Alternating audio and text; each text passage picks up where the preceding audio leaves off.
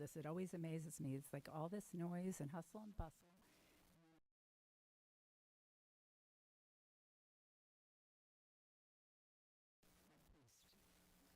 Would give anything for this to happen.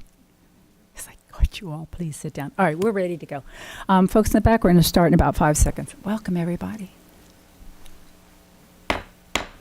Good evening and welcome to the Orange County School Board's regular meeting scheduled for today, Tuesday, September 30th. And thank you all again for being here with us. As a reminder, board members will not be participating in any outside electronics, communication, text messaging, or anything else while we're here because we want to give our full attention to the business in front of us. Really quickly, we have present with us Member Ferrand, Member Salamanca, Member Douglas, and Member Vanos. Regretfully, Member Gallo, Member Felder, and Vice Chair Byrd were not able to be with us today. In a moment, we're going to rise for a moment of silence, and after that, I'll invite you to join us in the Pledge of Allegiance.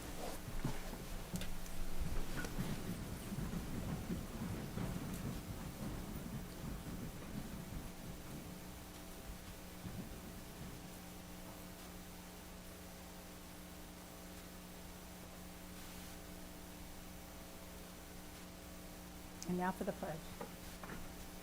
I pledge allegiance to the flag of the United States of America and to the republic for which it stands, one nation, under God, indivisible, with liberty and justice for all.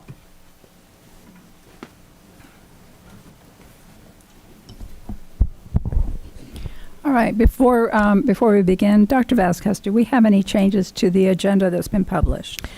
Yes, Madam Chair. I do have one change from the agenda. We are going to move item 15.03, requesting the approval to designate the Hungerford property as surplus and the memorandum of understanding between the Dr. Phillips Foundation and the School Board of Orange County to item 17.02. All right, thank you. We have a motion to amend the agenda. Do we have we have a request to amend the agenda. Do we have a motion? Motion by Member Vanos, second by Member Ferrand. All in favor, please say aye. Aye. Opposed? Motion carries with all members present voting in the affirmative. All right, we're going to begin tonight's recognition with board member spotlights. Each board member has this opportunity once a year to shine a spotlight on 2 exceptional OCPS employees. Tonight, that honor belongs to Board Member Maria Salamanca. Board Member Salamanca, can you tell us about your honorees? Yes, and I'm excited. I wasn't sure what order we were going to do this, so I had prepared folks to hang around for a little bit, but this is so much better. It's so exciting. I love this part. This is kind of where we, each board member recognizes folks in our respective districts that are truly stand out. And represent us and make us proud and kind of highlight what makes OCPS so great. So I have 2 incredible educators to talk about today. So first of all, Mrs. Cadigan was being recognized for her outstanding contribution to District 2. She is Innovation High's 2025 Teacher of the Year, which I didn't know before I chose her, but I am not surprised at all. The first time I met her was when I walked into Assembly's Elementary, and just from our first interaction, I could just tell that she was doing such an incredible job. And she was working on a book club with her teachers at Assembly's, and a lot of the books that they were reading was around the structure of leadership and literacy and coaching and what the role of the teacher was. And I could just tell all of these educators were so engaged and loved what she brought and just the collaborative nature of what she brought to Assembly's. Her leadership has played a pivotal role in shaping now a new school at Innovation High School that is, full of culture of innovation, and she really exemplifies that. She, as an instructional coach, she leads with empathy. She guides our teachers, modeling effective practices and facilitating professional development that is both rigorous and relevant, and that feels collaborative to them as well. And that stands out from every time I talk to anyone on campus about the work that she does.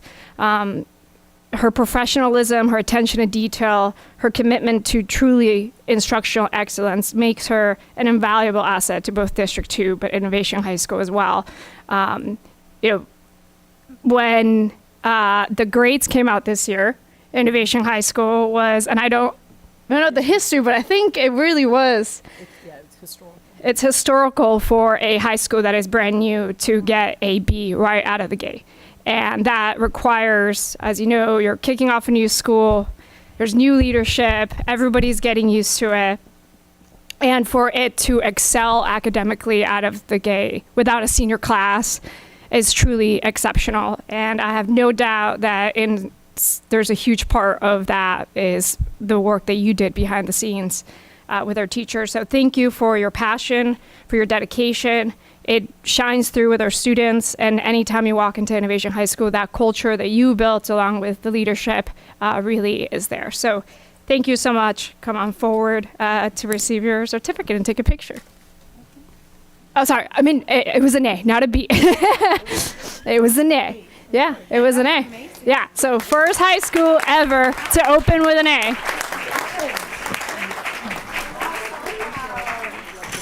And we have some really cool little things here that I'm going to bring down. I'm going to go around and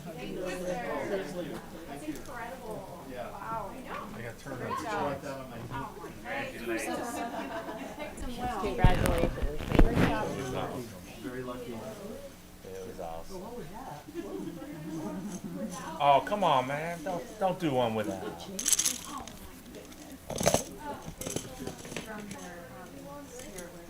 Are we without right now?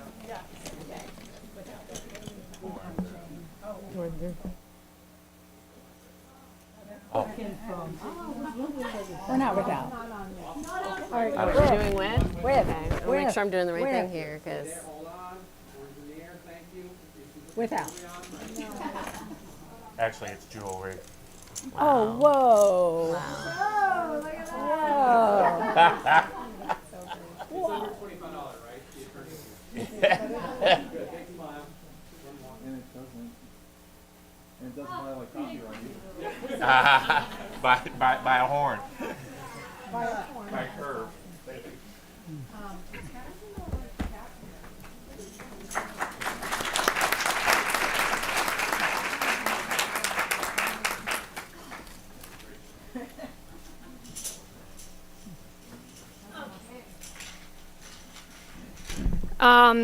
All right. And, I think my fellow board members got to see how awesome innovation is with our state of the schools and just, really, truly incredible that the work that is happening there. Next up, I'm really proud to also recognize the luminary middle art teacher, Kelly Smith. Kelly also exemplifies the spirit of entrepreneurship in our teachers. Luminary Middle is also a new school in District 2. Ms. Smith took on multiple ambitious challenges of launching the school's new Future Farmers of America program, and her impact has been extraordinary. And when I first visited, it was so clear that from the way the classroom was set up, how engaged the students were, and just how excited the community was about what was going on in her classroom, that her work was really standout.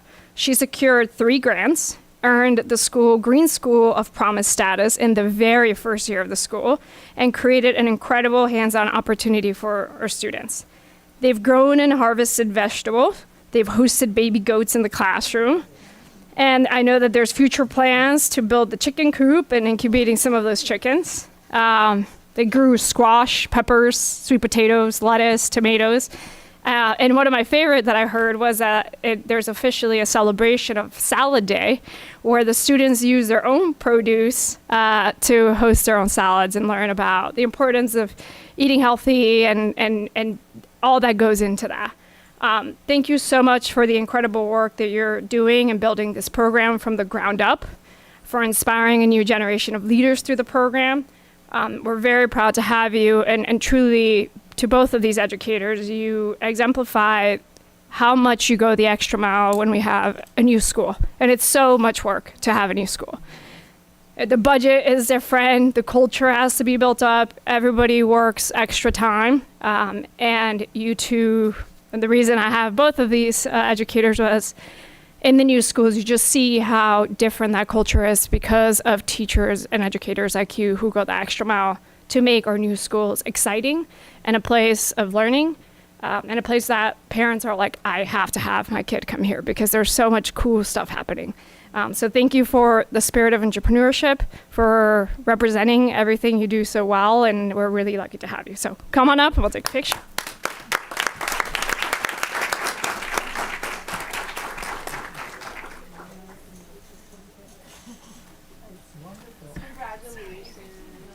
Thank you for all that you do. Hey,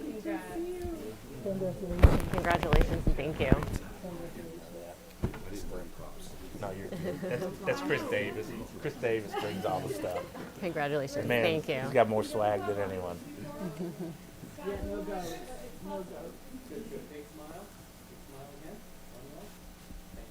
I used to be over here. I know. I feel like everyone left me.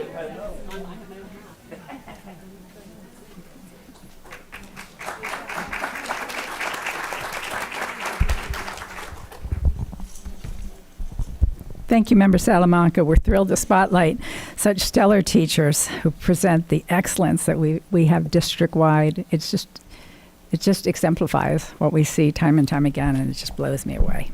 And it's new school, so it's always exciting. Oh, right? Exactly. You know, District 1 has to come to my school openings because District 1 doesn't have any. Oh, boy. Yeah, it's a bummer she's not here today. I know. Yeah, but she'll get you back later. Yeah. All right, we have one final recognition. Maybe isn't quite the right word. Celebration might be a better term. Tonight we have the immense privilege of honoring a group of individuals whose swift, coordinated actions on campus saved a student's life. I'd like to invite students Josiah Vera, is he with us? And Iriona, come on up. Iriona Rodriguez. School Dean Doyle Washington. Is Dean Washington with us? Thank you, sir. School nurse Deborah Bukowski. Assistant principal Courtney Tomasi. And school resource officer Eduardo Del Campo. If you all would come forward. Thank you so much. So a little piece of information about these amazing individuals. On September 9th, University High School Mercedes Hunte collapsed.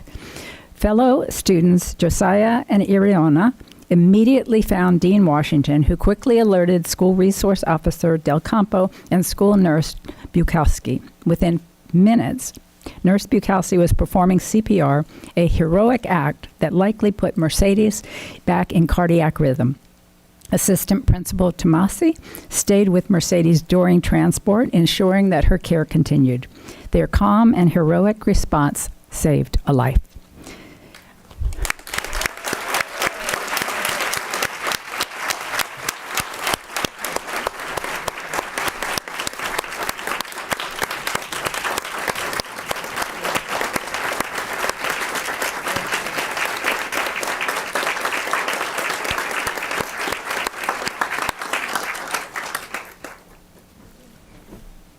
I'm pleased to announce that Mercedes is doing well, and I believe she's joined us tonight. Mercedes, you want to come on forward? Mercedes, are you okay with that? Oh, nice Yeah.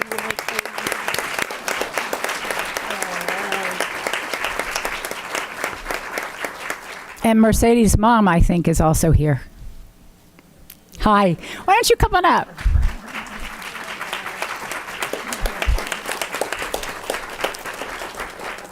So I knew which one was mom because it was the only other person in the room that I saw that had tears in her eyes other than me. No, I'm sure there were plenty of you, but so heartwarming. So Mercedes is doing well, as you can see. She's joined us tonight, and she is feeling better. Am I right, Mercedes? You feeling good? Yes. She's been fitted with a device that will help regulate her heart, and thanks again to the swift actions of this team, she is steadily improving, and we're so excited that she's able to join us and celebrate this moment as well. I'd also want to point out that we talk about heroic, and you know, they wouldn't be here. These individuals wouldn't have been there for her if it weren't for the fact that they went the extra mile and got trained in CPR. So it doesn't take a whole lot to be a hero. And just going out and getting the training and being ready, that makes you a hero. So that is my call to all of you all to figure out how to find a place. And one of those places happens to be the Orlando Fire Department. There are many others. If you're not really sure, you can always email me and I'll put you in touch with places where you can get your CPR training. And there's nothing better than knowing that if there's ever another situation like Mercedes, you're ready to step in. So with that, we want to get a couple of pictures. We've got the whole group rallied together here. Board members, if you'll join me. Yes. Yes. And Mom, don't worry. You got a lot of tears up here accompanying yours.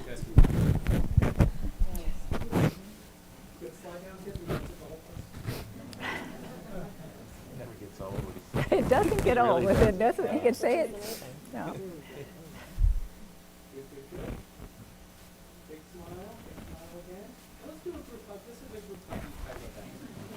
Oh, you're talking about that? All of us. Oh, okay. We're in there. Always nice and tight. Big smile again, one more. Thank you. Okay, thank you.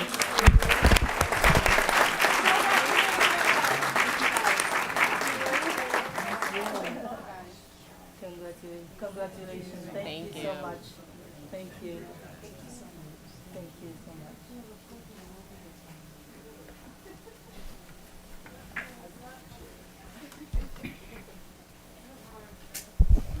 Yeah, yeah.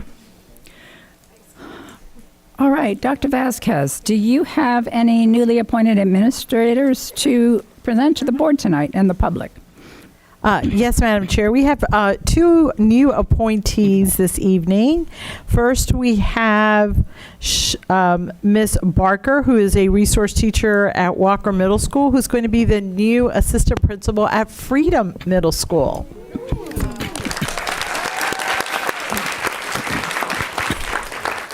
Thank you, school board members, Superintendent Vasquez, Deputy Superintendent Armbruster, Executive Leader Dr. Fritzler, and Principal Leader Mrs. Steinke for the opportunity to serve at Freedom Middle School. I'm especially thankful to God for his grace and guidance, and to my amazing husband Darius and daughter Ryan. I also want to thank my parents Michelle and Dale, my in-laws Tasha and Kendrick for always supporting and showing up for me. I would like to thank my siblings, family, and friends, including all of my family and loves, for always encouraging and praying for me. I want to thank Dr. Williams for setting the example at Jones High School. I am grateful to Mr. Walden for helping me begin my educational journey, and to Mr. Anderson for believing in me as a first-year teacher. I especially want to thank Principal Brown, who welcomed me to Walker as a dean and pushed me to start this AP journey. Thank you as well to my past and current leaders, mentors, and the entire Walker Viking family for their continued support. A special thank you to Dr. Jackson, principal of Freedom Middle School, for being here tonight to support me. I am humble, grateful, and very excited to begin this journey, and I look forward to serving our students, families, and community.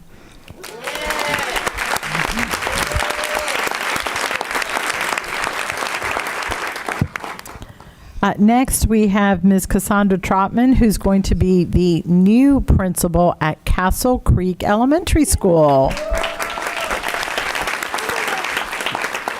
Good evening. First, I'd like to thank Chair Jacobs, the members of the school board, Superintendent Dr. Vasquez, Deputy Superintendent Dr. Armbruster, Dr. Jones, and our district staff for this opportunity to serve. I am truly honored to be appointed as principal of Castle Creek Elementary School. I'm excited to begin working alongside the dedicated staff and to partner with our students and families as we continue to build on Castle Creek's traditions while also creating new ones together. My commitment is to bring stability, consistency, a strong sense of direction while maintaining a positive school culture along with a focus on student achievement so that our school can continue to thrive.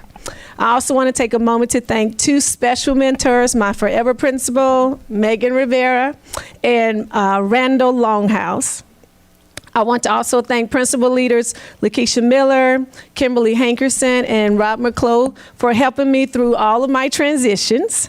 And lastly, I give thanks to God and my family, who are here, who have supported me along this journey. I look forward to the great work ahead, and I'm grateful for the trust you have placed in me. Thank you.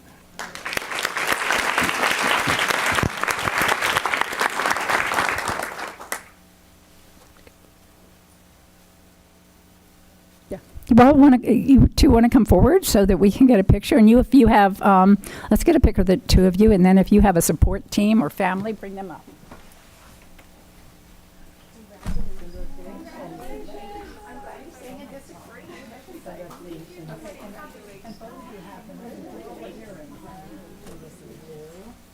Congratulations.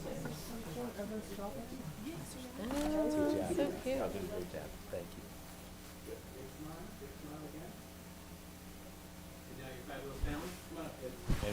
Anybody who's here. Family, support team, your OCPS family. Y'all come on, don't be shy, come on. Oh my gosh, is she adorable? You want to think about it?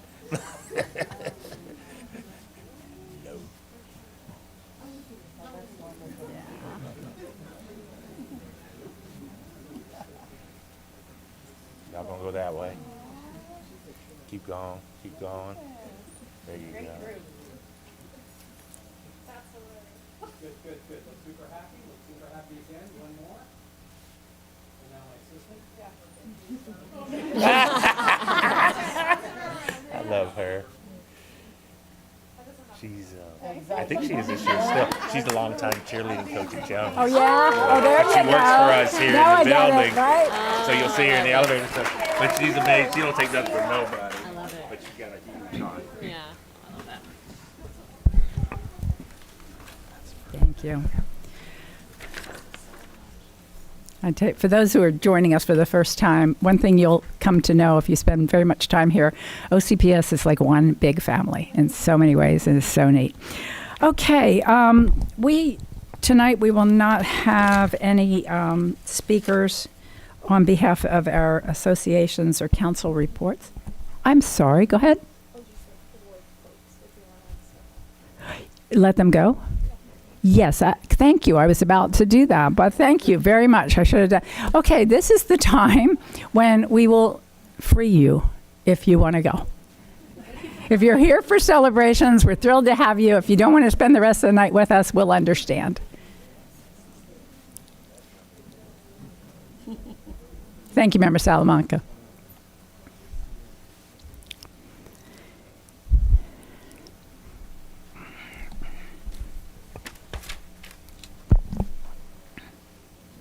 All right, as they're exiting, let me just make a brief announcement. All 25-26 school year proclamations were adopted by vote of the board during the August 12, 2025 board meeting as designated celebrations and observations. The list will remain on the agenda for the entire school year. All right, I'm going to take the liberty of moving item 1702 from the back of the agenda till now so that we can take up the matter of the non-consent emergency items. Request approval to designate the Hungerford property as surplus under statute 1013.28 subsection 1 subsection A, Florida statutes, and the memorandum of understanding between Dr. P. Phillips Foundation and the School Board of Orange County, Florida. Mr. Palmerini, do we have anyone who's come to speak on 1702? Yes, we do, Madam Chair. We have, it appears, 19 people checked in. There's 20 signed up. That would mean, under our policy, 2 minutes apiece. Okay. So, board, oftentimes we hear from the speakers first. In this particular case, I think we have a presentation from the Dr. Phillips Foundation. And so would it be the board's pleasure to hear the presentation? Oh, there's no presentation. Okay, disregard that. All right, we'll take public comments. Okay. I'm going to call the first 4 or 5 names just so they can be ready. Number 1's Mushami Robinson, Kevin Bolding, Theo Washington, Tara Smack, and Theo McWhite.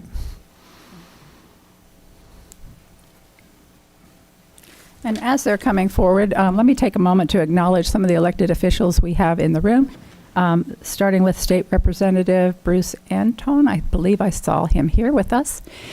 We also have Eatonville Mayor Angie Gardner, Vice Mayor Theo Washington, Council Member who is about to come speak to us, Taurus Mack, Councilwoman Wanda Randolph, and I believe that's all the elected officials that are with us at this time. All right, our First speaker is Mushami Robinson. Welcome. Thank you. Respectfully, Madam Chair, I signed up to speak for the magnet programs on the agenda. There wasn't a signature, so that's what I'm going to speak for, and I'm going to relinquish my time for who's ever here for that. Oh, thank you so so my much. apologies. Okay, we'll look forward to hearing from you. All right. Then the first speaker is Kevin Bolding. Mr. Bolding, if you would give your name and zip code is all you need to give. Great. Okay. Good evening. My name is Kevin Bolding. My zip code is 34787. Thank you, sir. Thank you. That was new. At your service. All right, thank you. Hi, my name is Kevin Bolding. I'm the president and CEO for the YMCA of Central Florida. Just wanted to spend a little bit of time just talking about our involvement with Dr. Phillips Charities. We have had a long and great history with the charities over decades. What we've seen with them is just decades of support, decades of investment through different leaders, both staff and volunteer as well. They have been great partners, and what I'd really like to bring a little bit of attention to is the most recent partnership that we've had, and that is at our newest location in the Packing District. That is our new Leonard and Marjorie Williams YMCA. They've made an investment there, not just in our Y, but in that community. And what we've seen there as being one of the first entities to be there is a community that's come together. It's been a very strategic location and strategic investment as well. By being there in the Packing District, we've been able to serve and bring together people from both sides of where we are. So whether you're in Pine Hills or whether you're in College Park, everyone's coming together under the umbrella of the Y, and it just makes for a really great experience. The last thing I would share with it is the partnership with the charities has not just been to get a building up and get it established, but to also help to connect us with other partners in the community. So whether that be other corporate partners like Publix or other developers along the way, or other nonprofit partners also. We've benefited greatly from their involvement over these last few decades. They have been just a selfless catalyst for community development, and happy to be part of the team. Thank you, sir. Thank you. Next speaker is Theo Washington. Welcome. I'm sorry. It don't work. It don't The work. universe is not working. It's I not won't working for blame me. it on Thank the- you. I'm Vice Mayor There Theo we Washington, go. Town of Edenville, oldest black municipality in the USA. My main thing with the process of this MOU is that we learned the presentation when you guys learned the presentation. And I think protocol, we should have got this presentation before you guys received the presentation. Then during the process of these stakeholder meetings, everybody was even at the table. As you know, if you don't know, Edenville is a CRA district. The whole town is the CRA. The CRA was not at one of these meetings.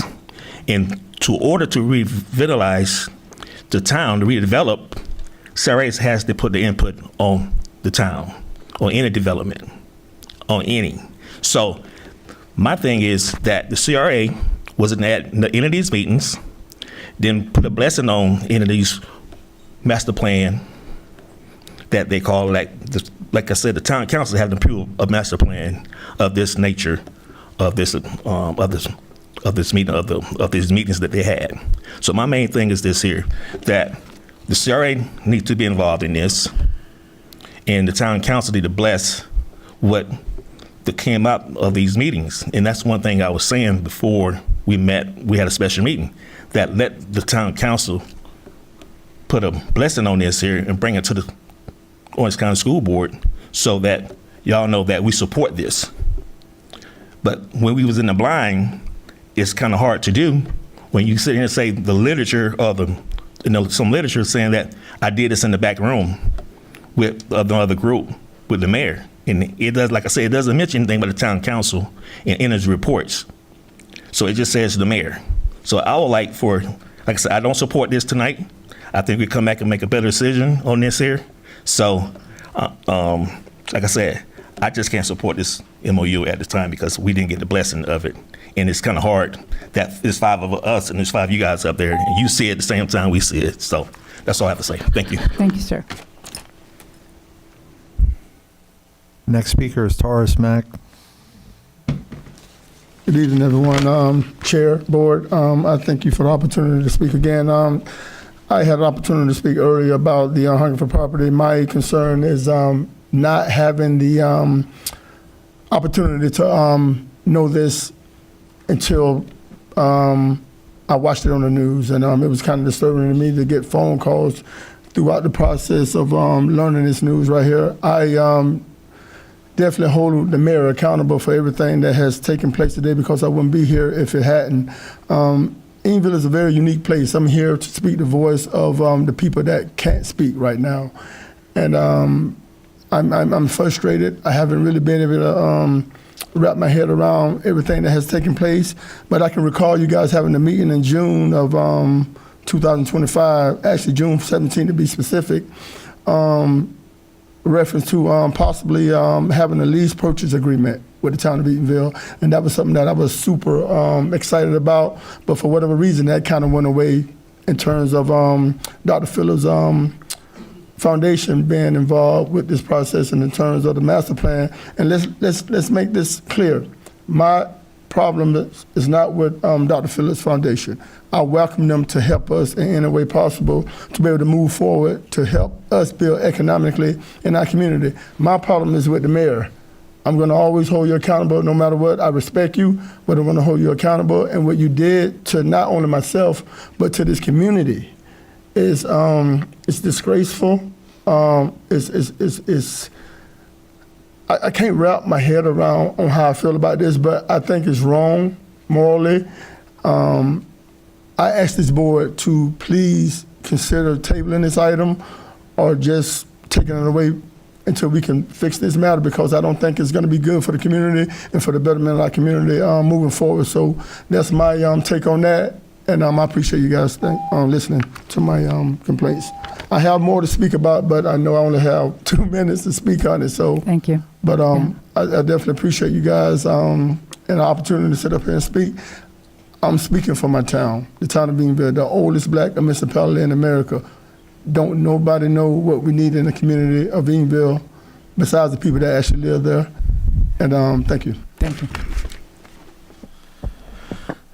The next speaker is Theo McWhite, and he'll be followed by N.Y. Nathiri, Julian Johnson Sr., Millard Lavatt, Mac Reed.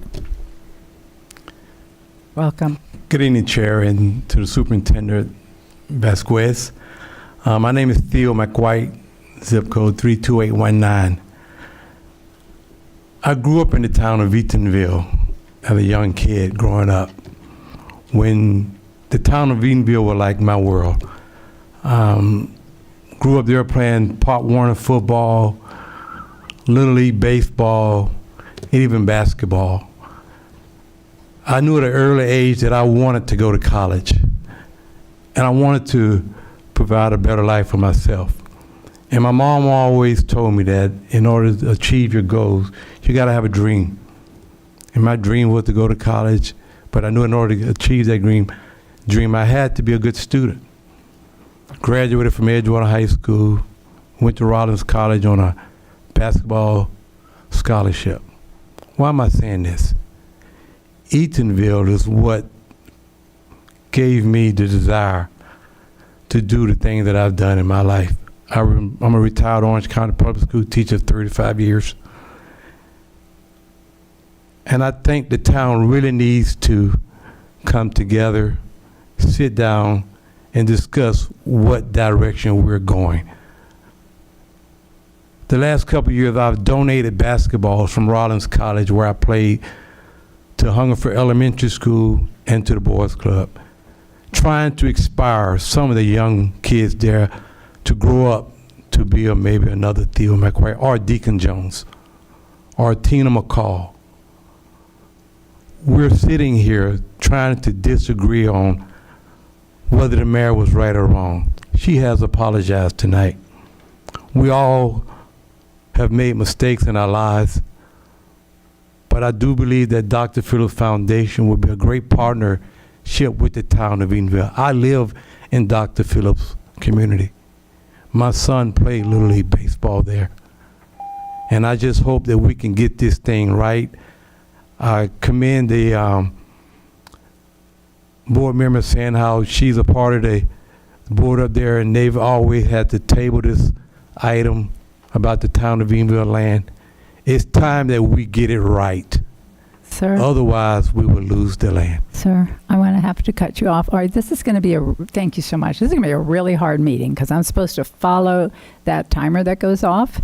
And the problem that I have is y'all have very important things to say, and we want to hear everything you have to say. But if I cut one of you off and I don't cut the other off, then it becomes a question of, am I playing fair? So first two speakers got to go over.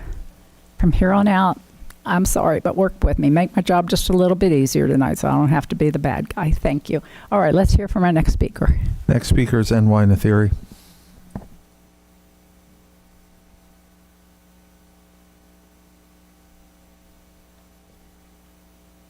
NY, welcome. Thank you. NY Nathiri 32751. I want to start by saying that the lack of transparency has denied the public an opportunity to participate in this decision. I want to say very quickly that I'm about solutions. I want to draw to your attention, Madam Chair, I'm hoping you will give permission. I have here a document permitted for distribution. It's an internal document from the National Trust for Historic Preservation. It's dated January 15, 2025. I got it in my email about 2 o'clock this morning. I need to say to you all, I've sat through the presentation, and as I sat through the presentation by Baker Barrios, I wondered, why in the world would anybody in Eatonville not want this? Someone said it's incredible. It is absolutely incredible, and I want to say to you that what we've been told by professionals in the field is that the Baker Barrios model is inappropriate for the town of Eatonville, that it is out of date. I want to say to you, frankly, that some of the things that you are hearing here, there were not hundreds of people who attended those meetings from Eatonville. I attended at least three of them, the first one, the second one, and the last one. I've asked for the sign-in sheets because I've checked with my other peers from Eatonville. I don't think in any of those meetings there were 25 people from the town of Eatonville. I need to say to you frankly, and I used to teach these things, that there really is a problem about the model that you've been given. And I want to say to you that if it is your intention to bring national partnership, if it's your intention to have $1 million of money on this, give us a chance to have other options. Table it for 6 months, not forever. We're in the process of actually working on an economic impact study about cultural heritage tourism. We are sitting here in Orange County, Florida, the world global destination, and no one is talking about cultural heritage tourism, about sustainability. Thank you. Next speaker is Millard Lavatt.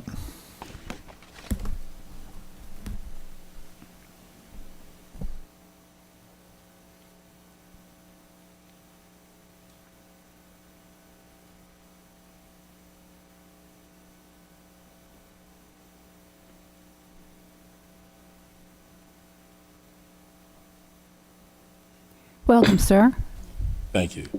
Millard Lavatt, 32810. What I basically wanted to say tonight, again, I said last week, I don't know if this is a good deal or not because I don't know anything about it. I'm on the planning and the zoning board for the town of Eatonville, and no one on the planning and zoning board knows anything about it. If it was such a great thing for the town of Eatonville, I don't understand why they would ask the mayor to keep it confidential and not share it with her people who she worked with, not share it with the town. I have a problem with someone trying to come in the back door. There's no transparency there. So what I'm saying is that you can't make a decision when you don't have all the information. So for the people in the town of Eatonville or in Catalina Park, there's so many more things that has importance here. What impact is this going to have on our roads? Who's going to help widen the roads for us? This is going to increase traffic. Are our kids going to be safe walking from Catalina Park down to Hungerford to go to school?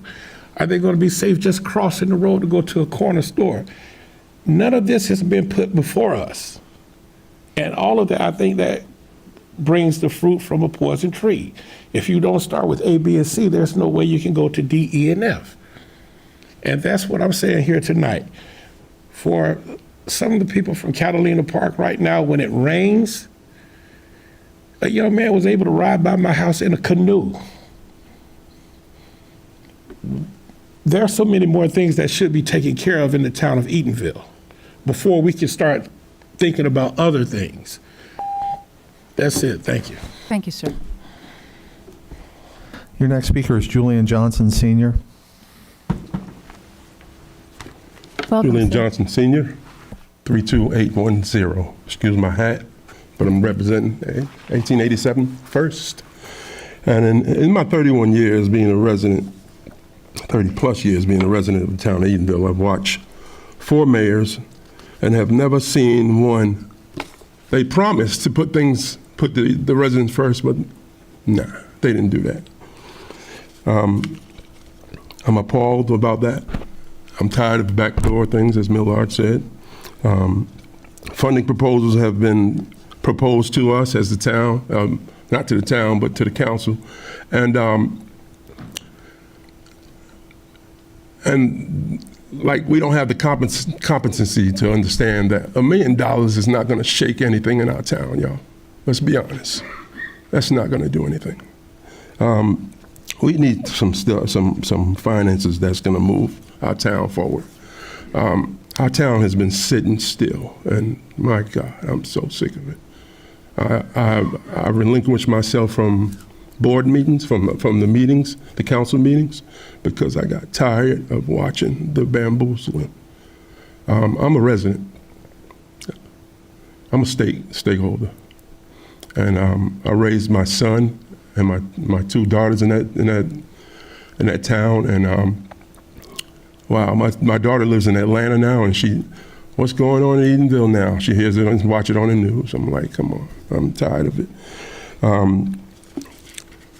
We're not incompetent in our town. We're very bright. We have a multitude of educators, and we know when we've been bamboozled. We're tired of it. We was in a meeting not too long ago, and we were asked by our mayor, stop posting stuff on social media. And I see why. Thank you. Thank you, sir. Next speaker is Mac Reed.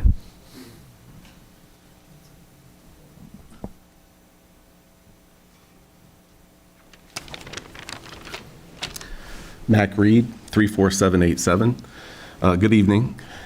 I have the pleasure and honor of serving as the Chief Impact Officer for Boys and Girls Clubs of Central Florida. Our experience at Boys and Girls Clubs is that Dr. Phillips Charities puts the needs of the local community first as they look to make positive and long-lasting impact. They have a proven track record of success and have a history of transformational impact on the communities and organizations that they support. We have been able to grow our operations and expand our reach to serve even more children and teens in Central Florida due to the investment Dr. Phillips Charities has made into our organization. It's not just providing tickets to shows at the Performing Arts Center for our kids, but their commitment to our mission has helped us to build new facilities in Paramore and Winter Garden. They are also supporting our education programs as we work to improve literacy skills across our footprint of clubs. We are proud to partner with Dr. Phillips in our pursuit to serve these children and teens in our community that need us the most. Thank you. Thank you, sir. Your next speaker is Julian Johnson, followed by John Beecham, Ladwana Jordan, Stan Morris, and Gerald Smith.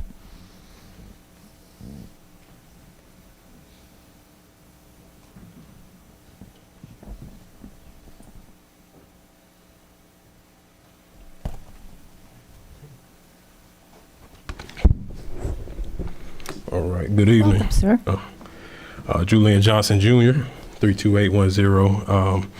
And tonight I just wanted to be a little bit clear and speak to a few things, right? As I analyze the history of the board's actions, right? We want to talk about accountability, as Councilman Mack talked about.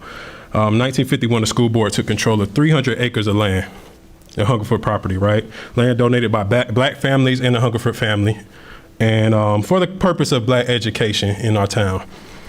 Since then, nearly 200 acres have been sold for profit. Millions of dollars have been made. Eatonville has not received anything. In 1980, you sold 10 acres to the town for $100,000. Land you acquired for less than $16,000. It's not help, it's robbery. You sold other parcels and created an industrial park where major corporations operate out of, right? Pennies on the dollars in taxes. How many residents of Eatonville actually work in those corporations now? It's not going to be anything different. You sold land to the Florida Department of Transportation, who turned land in Eatonville to a dumping field for the I-4 project. Like, this is the historical context of the decisions that have been made by the school board. Not saying that all of you made these decisions, but this is the history behind it. But you do wear the burdens of those decisions that were made. Now, the proposal with Dr. Phillips on the table. I've heard YMCA, Boys and Girls Club, talk about how much Dr. Phillips has invested. Has Dr. Phillips invested into the people of Eatonville? $1? Any money into the people of Eatonville? Where's that at? Where are they coming up here to tell you that? And then also, the so-called help seems to be controlled. That's all it is. So reality check, school boards control our biggest resource, our children's minds, so the education and the asset of the land. So those are our biggest resources and assets, the children's minds and the land. Our education is who we are. So now this is the result of the school board's decision, and we're here today, and I object this decision to. You're helping me out, right? Thank you, sir. Thank you. The next speaker is John Beecham. Mr. Beecham, welcome. I'm working on it, sir. Thank you. Okay. Perfect. There we go.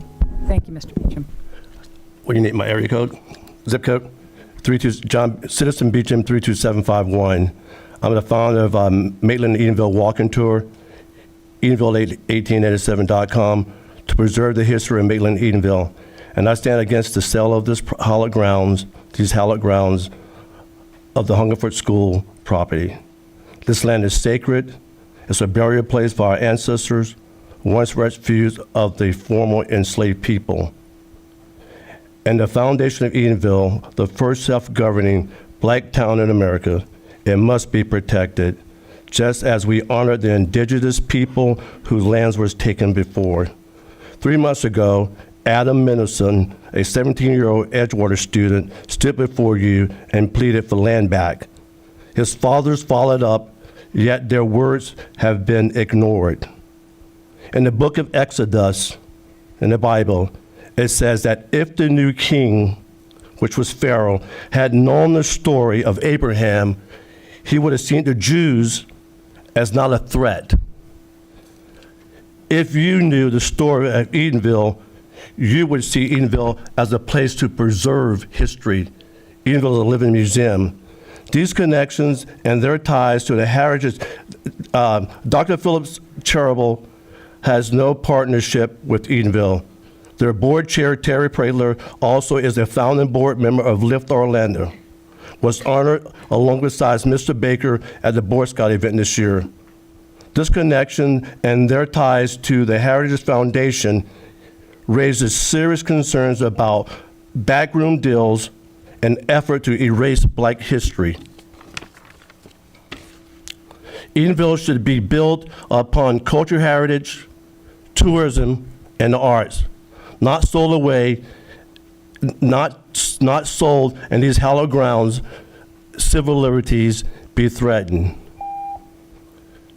And this is American history. This is our Mount Rushmore. We all should be involved in Edenville because it's a learning ground. There's 77 million visitors come to OIA every year, and a lot of those people make their destination historic Edenville. Sir, thank you. Next speaker is Ladwana Jordan.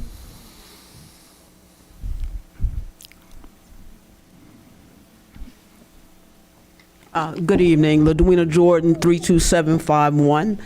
I am speaking on behalf of one of our eldest residents in the historic town of Edenville. Her letter reads, "My name is Vera Pitts King, a native of Edenville, Florida, born 88 years ago. I have memories of Hungerford Industrial School as a young child. When I asked, it was explained that the bell ringing that I heard meant get up, do chores, have breakfast, and go to class. I attended Hungerford 7th through 12th grades. In 1961 through 1999, I became further involved by accepting the position of secretary and bookkeeper. Even though the school is no longer there, I strongly feel that the plans that are being offered by Dr. Phillips Charities will profit the town in a very positive way. I feel that it will place the town on more stationary grounds, encouraging it to move forward in the future. Hopefully, the future of the town will allow citizens to feel that it's more than a place to lie their heads. I would like to remind the citizens of Edenville that going in the direction that those who protest will soon put the town in a position of non-existence. We need stronger and caring leadership desperately, or we no longer will exist. Look around, you see the needs that are current, like better water, repaved streets, and much more. After reading the Dr. Phillips Charities Master Plan, it shows that Edenville's history would continue to be protected. Those are the words of Ms. Vera Pitts King. On behalf of myself, I am heartbroken that this land could potentially be sold. However, I'm very hopeful that we can get it right? And let's bring some change to our community that we deserve. I'd love to see this in my lifetime, this land developed to something that we can be proud of. Thank you so very much. Thank you. Thank you. Your next speaker is Stan Morris. I'm so sorry. I'm getting there. It doesn't always respond this quick. I'm excited to be here. I found out about Edenville some years back doing some work over there. I live in Orlando. And I was shocked when I found out Edenville was actually a township. I thought it was a community like Washington Shores. And the sad part about it is it's the oldest black incorporated city in America. Maitland wouldn't exist if it wasn't for Edenville because it started around Lake Lily and they were together at one point, and because of racism, they asked them to separate it or it wouldn't be a Maitland. They've accomplished it, and from an outsider looking in, the people in Edenville have done a darn good job for a mayor to be on maybe $15,000 a year, less than 20 grand. These people own $100,000 salaries and stuff. It's like Goliath coming at David. Personally, I feel Edenville represents all black Americans, and if there was a tally of how many blacks there are in America, and if we gave $1, you wouldn't need a Dr. Phillips. I mean, it's our house. If the oldest house doesn't matter, how can the contents have any significance? How can we expect for you white people to understand the black story if we're not excited about it? I mean, you don't have the same personal emotion about Edenville because it's our story. And we've been socked to about history. It's a prefix word about a story. We're talking about our story. We're talking about Edenville, not Hungerford. We're talking about, the oldest black recorded, and recorded means there's not any place in America that's recorded before Edenville. No city. It's the oldest black incorporated city in America, and if we lose the house, You look on social media, we're learning about what black people have done in America over and over again that we didn't know. When does it come to a point to when our future kids try to find out what we've accomplished? I'm 71, I got a good 15, 20 years, I'm gone. And what are we going to leave behind? An argument or other people that are not us? We're not talking about your house, we're talking about our house. Thank you, sir. All right, let's take our next speaker. Next speaker is Gerald Smith, then followed by Tiffany Simmons, Angela Johnson, Jean Jones Alexander. Welcome, sir. Thank you. Thank you for your patience. Good evening. My name is Gerald Smith, and I work at Macedonia Missionary Baptist Church in Eatonville, Florida. First off, I want to acknowledge the frustrations that have been expressed here today during the work session and during this meeting. We understand those frustrations, and I just want to remind all of the people who are frustrated of the power that you have. When Moses got to the Red Sea, God said, "What's in your hand?" That God will give you everything you need in order to have power to do what is necessary. This vote today is about the process of beginning to move forward. And as we move forward, we want to stress the need to maintain the history of Eatonville. We don't want to obfuscate it. We don't want to erase it. We want to celebrate it and make sure that people know about the history of the town. We want to ensure that whatever is developed benefits the residents and the town.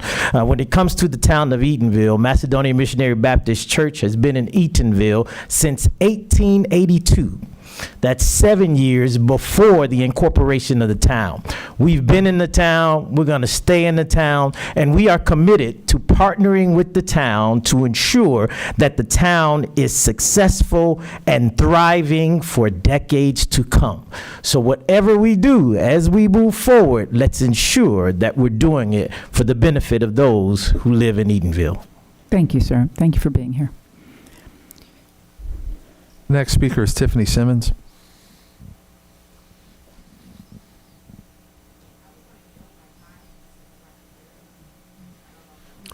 No, under school board policy BEDH, speakers can't yield their time to other speakers.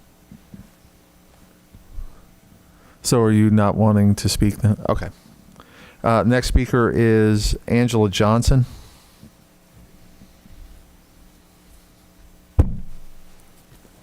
Ms. Johnson, welcome. Thank you. Good evening, Board Chair, Superintendent, fellow citizens of the historic town of Eatonville.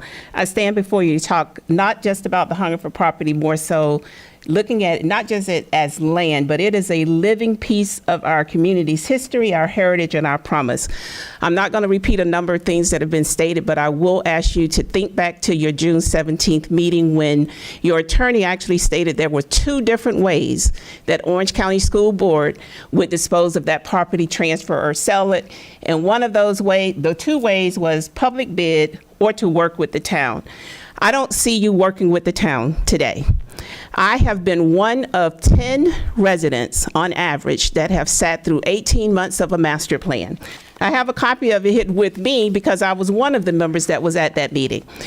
This has not been adopted by the town council, which they have stated to you.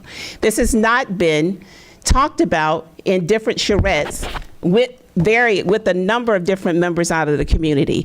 Tell me, how can 10 residents represent 3,000 residents now, because we've had growth with 2 different apartment complexes? So what percentage is that? It's less than a fraction of a percentage. Do you think that that is fair? I'm also wanting to say to you, I want you to consider, I'm not sitting here upset with Dr. Phillips. Is Dr. Phillips a great partner? Potentially. Dr. Phillips has stated that they have given $250 million in the Central Florida community. However, I'm still waiting on the statistics of what percentage of those dollars have gone back into Black communities. They stated a very few small nonprofits that they've worked with. We brought to your attention 2 years ago when the original agreement came with Baker Barrios to do this master plan. We were saying it was a land grab then, and it is still a land grab. I ask you, does the master plan, I'm going to add one statement. I need the attorney to give us clarification on what is the Florida statute's guidance on disposing of surplus property. It is my understanding from an Orange County real estate management representative that that property should be sold or at least gone out to bid to notify those that own property contiguous Okay. of it. So if you We'll can get an please answer. give us clarification on that. We'll give you an answer, but Thank you. way over the time. But Mr. Palmer, you want to take care of that now, or do you want to address that later? Okay, yes. All right. Next speaker. Next speaker is Michelle Fort.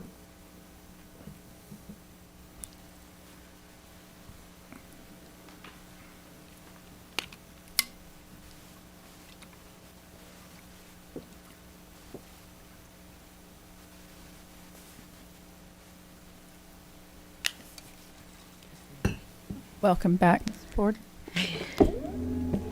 Look, see? It's us. Okay. Good evening, Madam Chair, Vice Chair of the board, and the residents, and everyone. I want to say this. Poverty is like a disease. It's passed from generation to generation. 1 in 5 African Americans are in a third generation of their family to be poor. The data from the Census Bureau on Eatonville. The median household income is $28,944. We have a poverty rate of 30.5%. In the state of Florida, is 12%. I don't understand as to why anyone says that this is a bad deal. We know that poverty is a disease. The school knows that it impacts a child's future. We're here on behalf of other residents that don't agree. We don't agree that our preschool children deserve better. Do you know preschool enrollment in Eatonville is 8.3%? Child care is from $800 to $1,200. My brother's son, A3, he went to the summer program. That was $20 a week. That saved my brother the money, a single parent. We have home ownership less than 20%. Everything in this plan for Dr. Phillips benefits the community. It breaks poverty. This is ridiculous what individuals are coming up here to say. What I will say is this: there's individuals in our own town that wants to make a profit off of this land. So I'm asking this board to do what's best for the children and for the residents. Don't let them get their hands on it. This is a deal of a lifetime. This is actually bringing what the town was built to 2.0. When I listened to the resolution from Mr. Taurus Mack, a medium income of $77,000. Those are the homes they want to build for. Then they want to use the CRA funding. You can't do that, and the attorney said it. If Eatonville could afford their land, they would have been had it back. Thank you for your time. Thank you so much. Next speaker is Keon Cantrell. Turn around. Follow that. All right. Give me a second, sir. I'm going to try to get that mic to come up to you, okay? Do we get to hear from the little one, too? Yes, he got something Yeah. to say. I hope he does, because I bet it's You want me. to start with him first real fast? No, you go Okay. first. All right. All right. My name is Keon Cantrell, zip code 32751. All right. I'm here on behalf of the citizens and the residents of Eatonville, Florida. I am personally 25 plus years of resident, conscious and cognitive resident. I mention that because the ages of 1 to 4, you really don't know much, so not much to mention there. But as I've known this city here, I've known buildings to go down, but nothing to be built back up. And that's a bad thing, because without growth, without building, without redevelopment, we don't have any room for the children to grow as a community, and then we don't have the community to grow for those children to grow. For instance, the families we mentioned. My brother, the single father, it's hard for him, like you said, to get financial support for some of the things his child needs. You know what I mean? Some of the tools that are utilized for our kids to help further them in life, help to dream, help to build, help to see things. It was hard for me to see that when I was younger. Yes, I do have a degree that I went to school for, but that was due to some other financial things, not by the city of Eatonville. So that is a big concern for me. Another thing as well is that with this, we're going to create jobs for our community. So with this development, the learning facilities, as well as a healthcare facility, some other ventures, the land. We were able to build upon that, and we were able to get some jobs for our community so that we could support our children in our homes, in our households, so we can get that income up. Because that is the goal. So that's all I have to say. Thank you. Thank you, sir. I'm getting it down. Oh, she's good. Oh, we had to read it. Yes, you give her name. Okay, just step up. Oh. Hello, young man. What do you say? My name is Royal Brown III. Okay, and when you say please, Please. please say yes to the deal for Dr. Phillips. Speak. Go ahead, speak.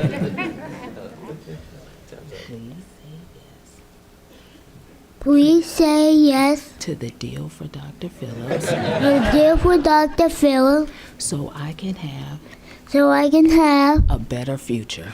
a better future. Thank How, you. how Thank old are you. you, young man? How old is this little guy? 5 years old. Aww. How many more speakers do we Your have? final speaker is Representative Bruce Antone. Okay, thank you. Representative Antone, great to have you in the House. Oh, I'm sorry. Yes, yes. Did we miss somebody? Oh, no, I'm going to do that, but did I miss somebody? Yeah. Okay. Oh. Okay. Thank Okay. Whoops. You're on. That's okay. Good evening. I'm State Representative Bruce Antone. I represent District 41. Edenville is not my district, but I have a 30-year history working with the leadership, the elected officials in Edenville. I was State Senator Buddy Dyer's eyes and ears for 8 years in Edenville. He represented that area. I did the first economic impact study for the 5th Zora Neale Hurston Festival. I worked with Jeb Bush to mitigate the damages of a 119 finding audit on the town of Edenville.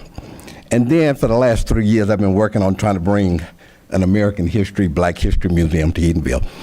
Where I'm coming from today is I'm going to ask you to just delay this 30 to 45 days. Allow other folks to submit a proposal. I'm not saying I'm opposed to Dr. Phillips. I'm just saying allow other folks to submit a proposal.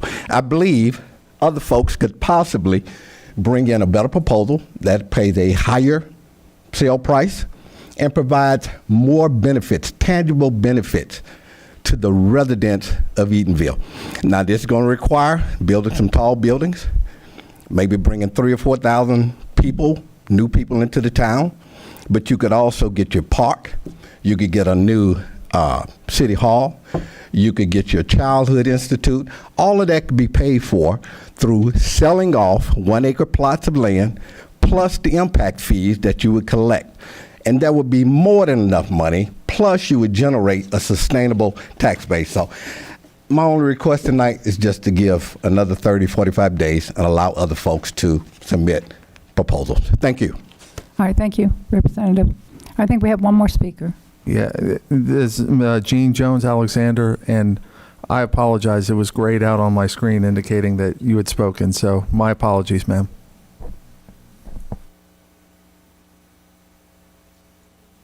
Oh. Honolulu, please. It will get there. It just doesn't. I'm Jean Jones Alexander. There we go. President of the Edenville Community Cemetery Association, 32751. The first thing I want to do is thank the board for remaining optimistic that this proposal plan will ultimately move forward.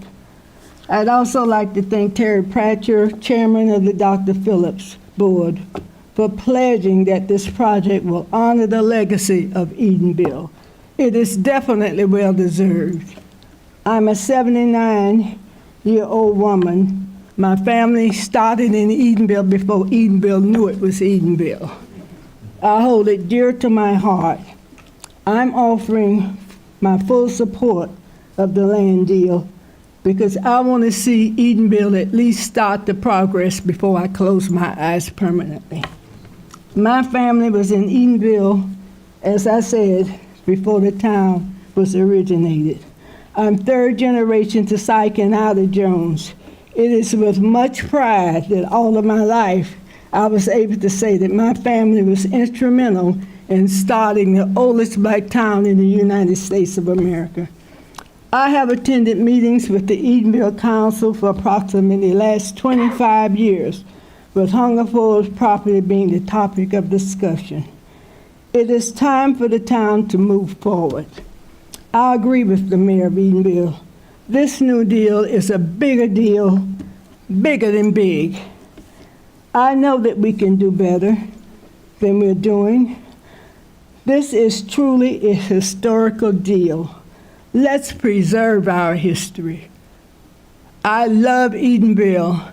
I was at one meeting and they had a developer in. All of a sudden he wanted to change the town. Please don't ever get rid of that name. Keep it Edenville. Thank you. Thank you. Okay. You know, I appreciate all the comments that we've had in favor and in opposition. One of the things that I hear from a lot of the comments is a concern about things that you rightfully are concerned about, that I'm concerned about, and I would be more concerned if I were African American and I'd grown up in Edenville. I will acknowledge that I can't pretend to put myself in your shoes, but I'm doing the best I can. And based on the concerns that you have, I'm also concerned that there's not a clear understanding of what is being proposed. So I want to just take a minute, take a little time out here. First, what we're talking about is entering into what's called, Mr. Blount. How are you? Magnificent and improving now that I see all of you. Wonderful. I thought about you just the other day, and here you walk into the chamber. It's good to see you, my friend. Well, the chamber has important and critical business. We've got to move our communities forward. Okay. I promise I did not know he was coming. Mr. Mount used to follow me around when I was mayor. I could always count on you to have my back, sir. Anyway, back to my point. What we're talking about doing is entering into a memorandum of understanding, not a binding contract, not a sale, an understanding that we proceed forward. It's the beginning. It's not the middle. It's not the end. It's the beginning. And what the Dr. Phillips Foundation is offering to do is the things that I've heard almost each one of you talk about. And I think there's confusion, and I understand why, that somebody else would invest more money. I don't think there's a comprehension because I don't think most of you have had the opportunity for a presentation. That's not on you. But I do want to ask if Mr. Robinson and Mr. Prather, if you would just take a minute to kind of an abbreviated explanation, because this is an amazing opportunity. I've heard you talk about the history, the museum. The museum, Representative Antone, thank you for fighting so hard for that museum. We wanted to see it as well. They're going to build that museum. They're going to create the Early Learning Center. I'm trying to get it back. We down. shrunk. I'm a little taller than him. The price tag is tens of millions dollars higher than it might appear because of all the things that they're going to do, no cost, zero cost to the town. And some of the concerns you've had about stormwater and widening the roads, that all comes into the plan. So I want to give them a chance to talk to you all about what they're proposing. Mr. Prather? Well, first of all, thanks a lot. On behalf of Dr. Phillips Charities, we appreciate being here. And we have heard some of the comments that have been shared today over the years that we've been doing work involved with the town of Eatonville. And appreciate that. You know, our goal has been from the beginning to do what Dr. Phillips Charities has been doing for 100 years, is support our community and make our community stronger. You know, we have no desire to profit off of anything out of the town of Eatonville. That is not our goal. If anything, it's all about working with the residents and the leadership of the town to identify the best path forward to support the town, protect the history and legacy of the town, but more importantly, do everything possible to prevent displacement of residents. Because oftentimes in our communities across the country, when development comes in, displacement comes with it. And that's one of the things that's a guiding principle of what we do. So Terry and I have been talking about this for a while. We watched the last deal fall through, and we were concerned when we watched that deal come together, and we thought, this town is going to disappear forever. What can we do as Dr. Phillips? What would Dr. Phillips himself have done to preserve the legacy? And we will use that as our North Star as we proceed forward, if you so grace us with a vote of yes. Anything else you want to offer?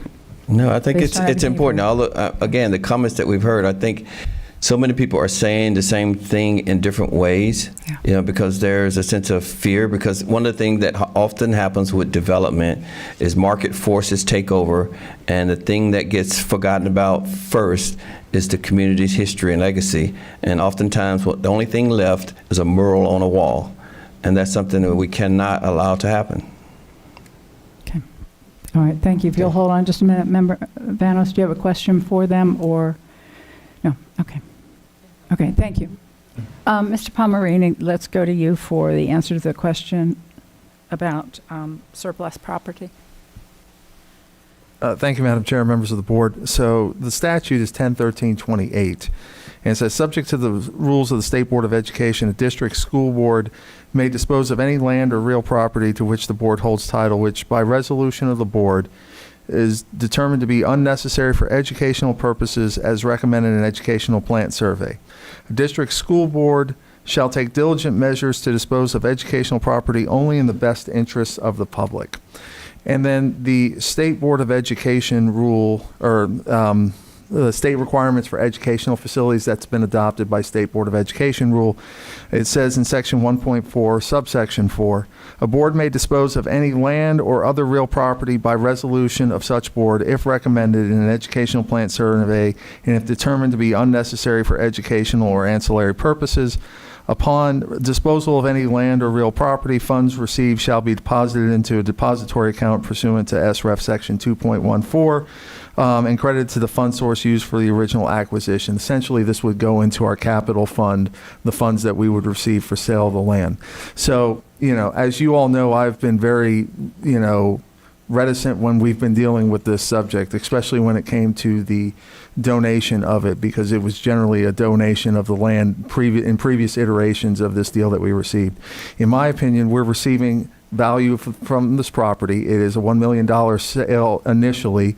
There will be amounts that are tied to the contract itself. It will be a contract for more than $1 million for the sale, but the amounts under the contract will be forgiven as milestones are hit, as infrastructure is improved in the town. That will be forgiven some of the value of the contract for the purchase of the property. When the healthcare center is built, some of the purchase price will be forgiven at that point. When the history museum is built, some of the purchase price will be forgiven at that point. When the early learning center is built, some of the purchase price will be forgiven. However, the value there is our children will have access to early learning, which is a value to us when those children get educated better early and they come to school with more skills. They'll perform better when they get there. So there's certainly a value to us, in my opinion, to have that land go to an early learning center. There's a value to us when there is kids come to school healthier. So from that standpoint, when we have an early learning center built and our kids come to school healthier, that will be valuable to us. They'll miss less time in school. They'll be healthier when they're there. So the History Museum will certainly be of value to us because under the terms of the MOU, our students will get to attend the History Museum for free. So they'll get to learn about the history of Eatonville free of charge, and so we can send them over there on school field trips. So in my opinion, having worked on this deal with Dr. Phillips and reviewing these statutes extensively, I think this MOU and eventual contract for purchase and sale fits well within 1013-28, and the board has the legal authority to do it. I do want to clarify, and then I'll turn to Member Vanos. As Mr. Palmerini is talking about a value to us, he is explaining that under the statutory requirements, it meets that. The reality is this isn't about a value to us. For all intents and purposes, we're nothing, okay? What we provide in terms of education is everything. So when we talk about us, we're really talking about you. We're talking about them. We're talking about our kids, and we're talking about their future, and we're talking about future generations. So as we think about the legacy of Eatonville, we absolutely have to preserve that. But at the same time, there's an opportunity to preserve it, to memorialize it, and to build a future that we're equally as proud of as the past. And we do that through the early learning. We do that by creating a place where our kids can start with early learning and progress through education and get a certificate, go to college, get a great job, and work back in Eatonville with the jobs that were going to be created. I forget the gentleman or the woman who mentioned that. Thank you so much. It really is about how do we sustain Eatonville? How do we protect the past? How do we make the strongest future? Eatonville does need financial stability. And this project, if it doesn't build that, it's a failure. We do everything right, but we don't put Eatonville on a sound financial base, we fail the future. It's not okay to preserve the past and leave the future out of the equation. It's got to be both. And this is the biggest organization, the best that we have had. I've been following this for 25 years. No, not the 50 years or the 79 years, but for 25 years. I've watched from the county commission to the mayor's seat to here, I've watched proposal after proposal. It comes together, it falls apart. It comes together, it falls apart. Every one of those was built on a private investor, a private company. Yes, some of them really wanted to do good, but at the end of the day, they were going to walk away with those profits. Nobody's walking away with anything. This is about giving. That's what this foundation does. They give, they don't take. They give and they give and they give and they don't take. And that's why, for me, walking away from this, I would regret that for the rest of my life.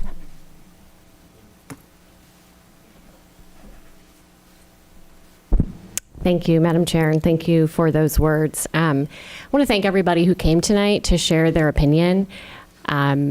I know for some of you, this is extremely frustrating. You feel like you were left out, and I understand that frustration. We talked a little bit about that during the work session. And I think more than that, sometimes it's hard to let your plan go. But sometimes I think that's what needs to be done for the benefit of the bigger picture. I have a question for you, John. Mr. Palmerini, sorry. That's okay. Over the last, I don't know, when did the school close on the property? 2000, give me a second. I have it here in my notes. 2009. Okay. And, I know there have been several people that came up today and they asked about, can you give us more time? Can you give the town time to submit a plan? During the past months and years, could the town have submitted a plan? Sure. I mean, we've had various iterations of this throughout the years. I mean, we had when I first got here, one of the first things I did was work on a lawsuit that was designed. It was a lawsuit designed to get the covenant off the land. As you all will remember, we had a restriction on the property that said it can only be used for the education of African American children with a focus on vocational education. So we got the covenant off the land. It cost us $1.15 million to do it. We had to pay that to the Hungerford Trust. And then we had various iterations of plans where we eventually got to one. We put an RFP out. We got a proposal and we accepted it. It was a deal contract for $14 million. It went through the process. The town declined to rezone and make the comprehensive plan changes to allow that plan to go forward. The contract was canceled as a result of that. And since then, I mean, Just being fair and transparent, this property was also subject of litigation to put the covenant back on the land. And the town at various and sundry points could have put a proposal across. They did put a proposal across to us for a lease purchase agreement under 1013-15 for an extremely reduced price. Quite frankly, it was $1 a year lease with a purchase price of $1. And, this board had a work session, had conversations about it. There was never any consensus for doing any of that. So the town could have put together a plan that, for the purchase of the property, for lease purchase of the property, for something different than what they did. And that, other than that lease purchase that we got, I think it's about a year ago at this point, we haven't seen anything. Thank you. And, to use a running analogy, like you can only race against the people who show up to race you. And so here we are, and we have this amazing, incredible plan from a trusted partner in our community. And if we had another plan to compare it to, that would honestly be better. That would be great if we had another plan to compare it to, but there is no plan. There is no other plan right now. And I've attended 2 or 3 of the workshops that the town has hosted with Baker Barrios. I've listened to what the residents have said. I've attended outdoor markets, and I've attended festivals in Eatonville. I've attended tours, and I've met some of the best people, and I know how important the town is to Eatonville, and I know how important it is to preserve that legacy. What I've heard is the town wants their voices honored, and that's what I see in this plan. There have been workshops, and Dr. Phillips and Baker Barrios have both said that the master plan has not been adopted yet because it is subject to change, because they want input from the town council and from the residents. So the voices are honored. People said they wanted the local businesses to be driving the economy, and that's exactly what this plan offers. They said they wanted green spaces and venues and pavilions and restaurants and options and early learning centers and health and sports complexes and arts and culture, and that's part of this plan. They said they wanted a way to preserve their history and the legacy, and that is part of this plan. They needed funding, and they needed a trusted partner, and now they have that. And a real concern that was brought up in the last couple of days was who will hold Dr. Phillips accountable. And through the discussions today, we learned that there can be an advisory. Do I have to stop? Okay. That there can be an advisory committee that asks the hard questions and shines the light on Dr. Phillips charities and make sure that they are working according to the plan. That is acceptable, and they can work with the town council to have that. I have heard from B. Hatler, who was a party to the lawsuit against the school board, and she is the great-granddaughter, I believe, of Robert Hungerford, and she supports this plan. We've heard from people whose family has started the town, and they support this plan. I've heard from a lot of different people in the community, and I think one of the things that someone said to me is she said, this land is not an heirloom, and it's not something to just look at. It's something that needs to be developed for the town. And the people of Eatonville deserve progress. And the people of Eatonville want their children to come back and have something to come back to.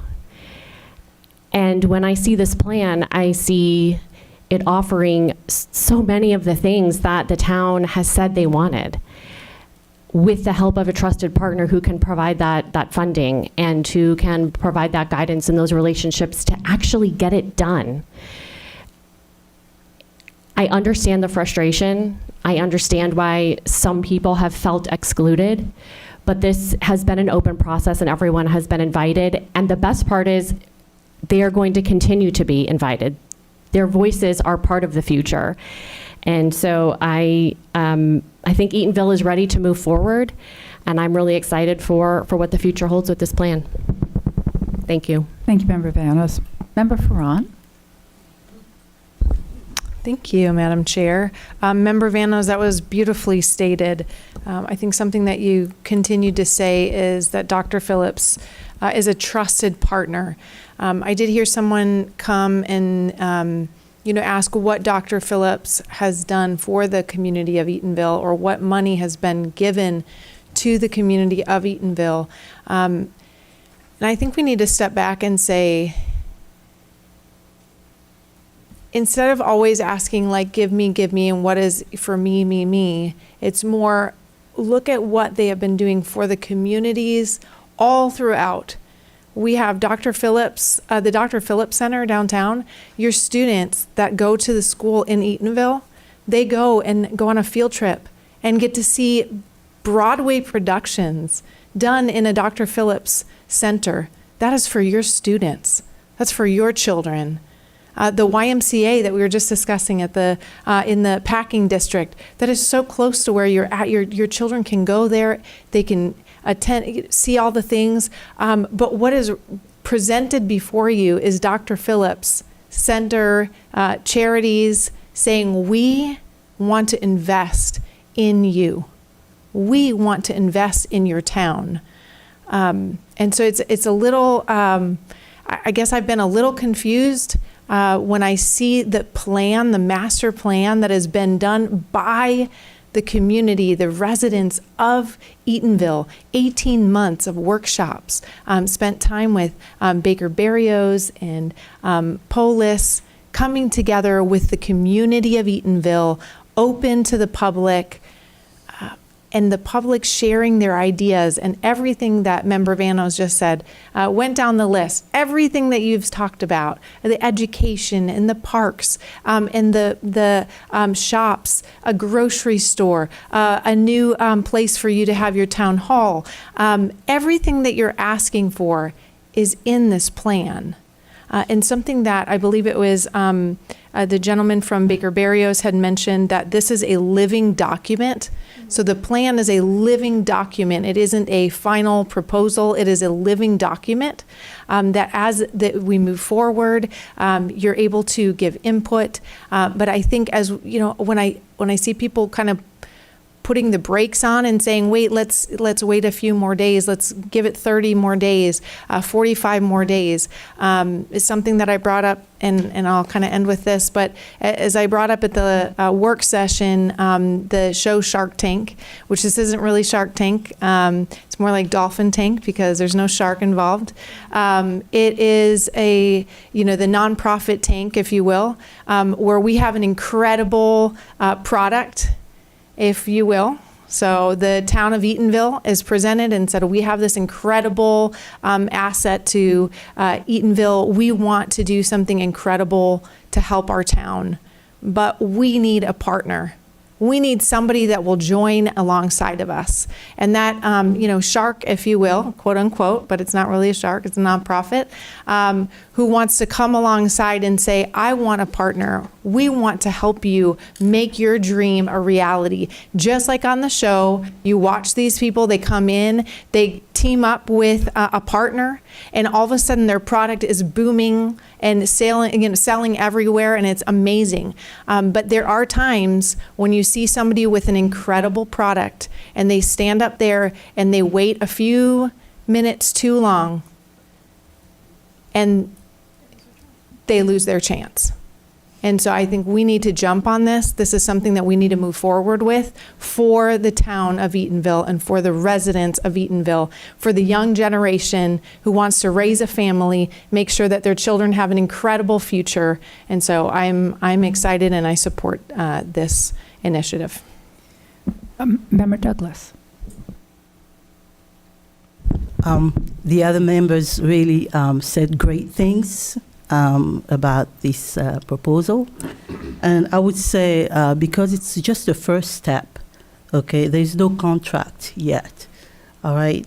And please, for the sake of your future, for the sake of your beautiful town of Eatonville, and for the children, the future of the children of Eatonville, put your heads together in peace, in prayers, okay? And think about the great things that could be accomplished for your town. Okay? I just would like to see you coming together in prayer, as I said again, and listen to each other in peace and see the great things that could happen to your beautiful town. Hear what the mother said about their child, okay, and what they're going through at the moment. Please, I ask you to look at all this and come together again and make a decision in peace, because that's your town, and we all want to be proud of it. I'm not from Edenville, but when I go to Edenville, I feel like I'm from Edenville. Okay? That's the reason why I'm talking about the preservation of the culture and the tradition, the museum, the parks, the beautiful things that you can see accomplished in Edenville. All right? And as you know, I will say I agree with the proposal, and I wish you the best. Please, in peace, always, and in prayer. Thank you so much. Thank you, Member Douglas. Member Salamanca. Thank you, Chair, and for all the great words up here. I don't want to duplicate too much of what's been said, but since being on this board, as Palmerini mentioned, there's been so many different combinations of solutions proposed by different stakeholders, and so many of them have fallen apart because there's always different groups and subgroups and subsets of people that feel very strongly against it, because this group benefits and this one doesn't, and this one is for profit and that one is for profit. And it's been really difficult because every single time that this falls through, we once again get the hundreds of emails, not just locally, but nationally, saying, why does OCPS not wanting to do anything about this land? And this board has wanted to make this work. And out of all the proposals we've had, this has been the one that is nonprofit, where even before this MOU, which again is the beginning of the process, there was 18 months of work getting community input and the variety of things of what the community wanted. And that's just the beginning. And truly believe that as an organization, based on the thoughtful work they've done so far, they are probably the first partners we've seen who are willing to listen and show up in that way, rather than come in with an agenda or a point of view, or this is exactly what we want. And when we got this master plan, as everyone said, education, healthcare, public spaces, workforce prioritization of those in the city, all of that is part of this working document that we're just kicking off. It's just the beginning of that. And so it was truly a relief, I think, for me to see such a thoughtful approach to this. And for us to not do this today, for us to wait 45 days, to wait 6 months to get more, inaction is also a choice. For us to sit here and say, once again, we're not going to do this, we're not going to move forward, that is a choice to not move this community and this town forward with an excellent plan. And let's say we do say another 6 months, 12 months until all the parties get aligned. There's a very low likelihood that all parties and all stakeholders will be happy with one solution, with one private person to develop, or just from the history of what I've seen, that is highly unlikely that we would get there. And if this falls through, who else is in line to do such an incredible comprehensive plan? I don't see anyone else raising their hand to do such a thoughtful, this is a 25-year vision of seeing this through. That level of commitment has not been seen by this board, and how we think about really entrusting that the voices of the community will be heard. And so it's going to take a lot of work, as this is just the beginning of collaboration and real input. And I, of course, encourage everyone who's here today in support or not support to show up to the future meetings and workshops to have their voices heard and understand that it is multiple stakeholders, all who want very different things. And we know that because we've seen all different iterations and permutations of different stakeholders wanting very different things. And yes, some of these things absolutely advantage some for-profit organizations and certain agendas over others. And that's a really hard place for all us to be, because we really think that this is a call for the community to make. But it's been around for a really long time. And like I said, not just the last 18 months for input, but it's been years of this board waiting for alternatives. And so I do not see the need for delaying this. In my inbox, beyond those that showed up today, I would say the ratio of support is probably a 9-to-1 ratio for those in support of this, not against it, from folks in the community and folks who have been to the workshop. So it's I think I'm just excited. And as Member Douglas said, I hope we can all work together onward, because it's an amazing opportunity. Thank you. All right, thank you, Member Salamanca. All members have spoken. I'll open the floor for a motion. Member Vanos, this is in your district. Would you like to offer a motion? I would like to move to surplus the property and to accept the MOU with Dr. Phillips. All right, we have a motion by Member Vanos. We have a second by Member Douglas. All in favor, please say aye. Aye. Any opposed? Motion carries with all members present voting in the affirmative. Again, thank you all, every one of you, for being here. Thank you for your care, your passion, your concern. Stay engaged, stay involved. We'll do our best. They'll do their best, but we can't do our best without all of you at the table. All right. All right, we're going to take a short break, and we'll come back in about 15 minutes.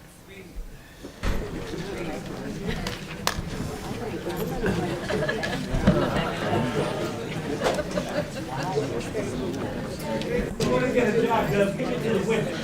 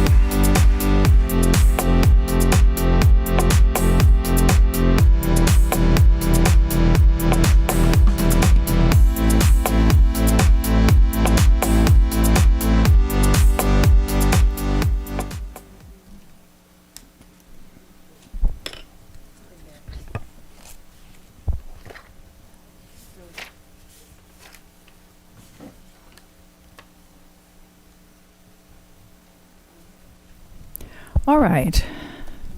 All right, welcome back. We are back in session. We are going to pick up on Dr. Vasquez, strategic plan. Do we have a strategic plan? We do. We do. I know dear. it feels like we were done, but I'm very excited. You know, the board has. Can I hold up just 1 minute? Sure. Is there anybody in the audience for public hearing 3? Anybody here for 3? For 3? Okay. Anybody here for anything on the consent agenda? Okay. What I was going to suggest is if we can allow the public so that we hear from them. You all have been around all day. So let's take up, I think, correct me if I'm wrong, I think we would be on public hearing 3.0, John? Okay. Yeah, it's 3.01. Okay. Do we have any comments on 3.01? I believe yes, we do. This is why you were speaking. Hello, welcome back. Thank you for your patience. Thank you, Madam But you Chair. were here for a historic meeting. Yes, right. And I'm so grateful, right? Moshami Robinson, area code 32804. I am a retired Orange County Public School educator. Those who know, I am a 2004 Olympic gold medalist. So I am glad that I was here for that part. I came to speak about the magnet programs. And I came to just kind of share and support the continuation of promoting our magnet programs in Orange County Public School. I'm still waiting for my daughter to be sat in her magnet program at her school, but I'm currently a recipient of Step Up for Students money. That is why I'm here. It is so very important that we get our children coming back into Orange County Public Schools. As a parent, she is going to sit in Orange County Public Schools. I absolutely want her to be educated in Orange County Public Schools. For full transparency, I did take my daughter out of the schools for middle school, 6th and 7th grade. I tried the Step Up for Students program, and as a firm educator that loves OCPS as well as our Florida education system, it is imperative that we continue to provide for the county and our communities what families need to keep them here under our umbrella in the public school sector. I'm a product of public schools from Columbus, Ohio, and the only reason I opted to go for a home education program, because as a mother, what I want my daughter to receive was a privatized learning. When I noticed that we've been growing in the county, we've been employing upwardly with people who I see have intrinsic value for our county, and I continue to ask you all to support our district in what they're trying to do. I've seen how people have been placed that I know personally, and so for me, I see that we're going in an upward direction of providing diversity in the magnet programs for all of our children, which was so uberly important. I wrote an email asking that we test all of the second graders, I think this was a couple years ago, and give all the tests that are offered in the United States of America to service the 71% minority students that we actually serve. And I think that as we continue to do that, we will start to see and retain our community of children. I can tell you I get a little nervous when I see car dealerships being built, understanding that a lot of the sales tax is what goes into the school choice program for Step Up. Every time I see that, I feel like we need to kind of level up again to continue to bring our communities back. I can say, having gone into those environments, I retired and then went in to teach in those private spaces. We can do it better. The public schools can do it better. And the only reason I'm saying that is because what I'm seeing is there is still a disconnect. And we have the ability to cover and service all of our communities and all of our families if we continue to promote the right programs, put them in the right places, let our family know what's there. But I think what's uberly important, when I want to say this, our principals have got to be supported to be able to satisfy those needs of the community. I don't know if they get to have a principals council, but I'm advocating for that continued support so they can sit our children. We bring our children back to Orange County Public Schools. Thank you so much. Thank you. What a lot of helpful information. And we have contact for you if we want to reach out. Yes? All right. Wonderful. What are you doing right now? Okay. Okay. All right. Available to support. Okay. All right. Thank you. All right. That's our only speaker for 3.01. All right. Dr. Vasquez, you're recognized. Thank you, Madam Chair.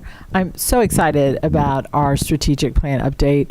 The board has focused our work on reading and how vital it is that our children are able to read and comprehend, and all that goes with being able to be a fluent reader, and sadly what the drawbacks are when our children cannot read. And so we know we cannot do this alone. It is a work that requires our talented teachers, support staff, and administrators, as well as our community and families. And so today you're going to hear about an incredible program that we have, Read to Succeed.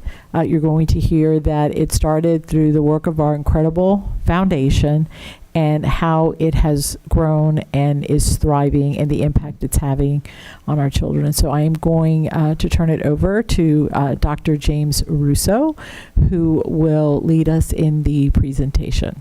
Madam Chair, I so hate to do this. We have 2 speakers on 17.01.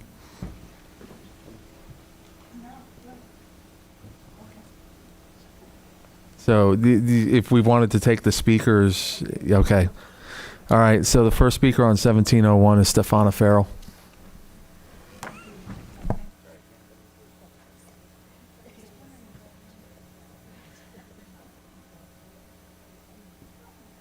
Oh, thank you. Stefana Farrell, 34787.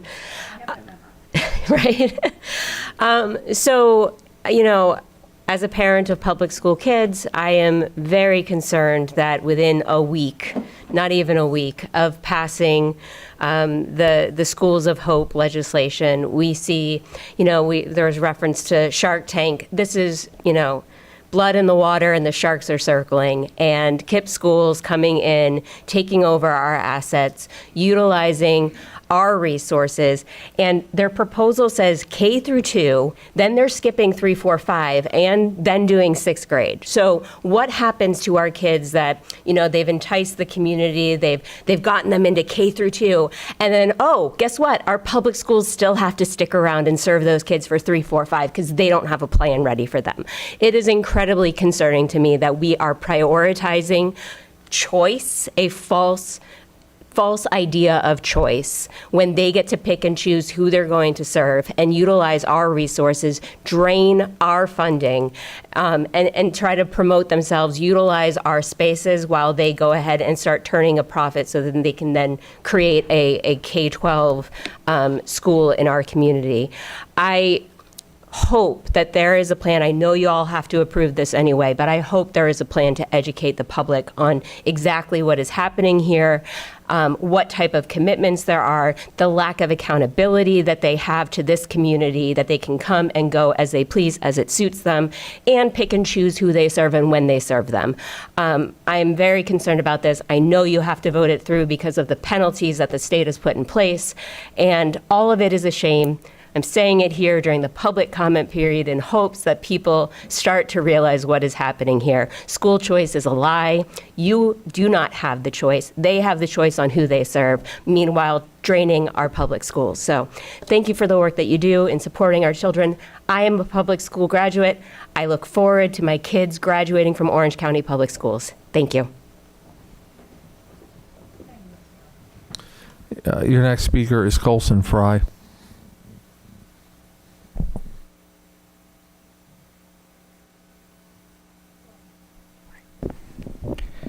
Good evening, Chair and members of the board. My name is Colson. My zip code's 32792, and I'm here as a 2022 graduate, a community member who's deeply concerned, and a Sea Alliance organizer.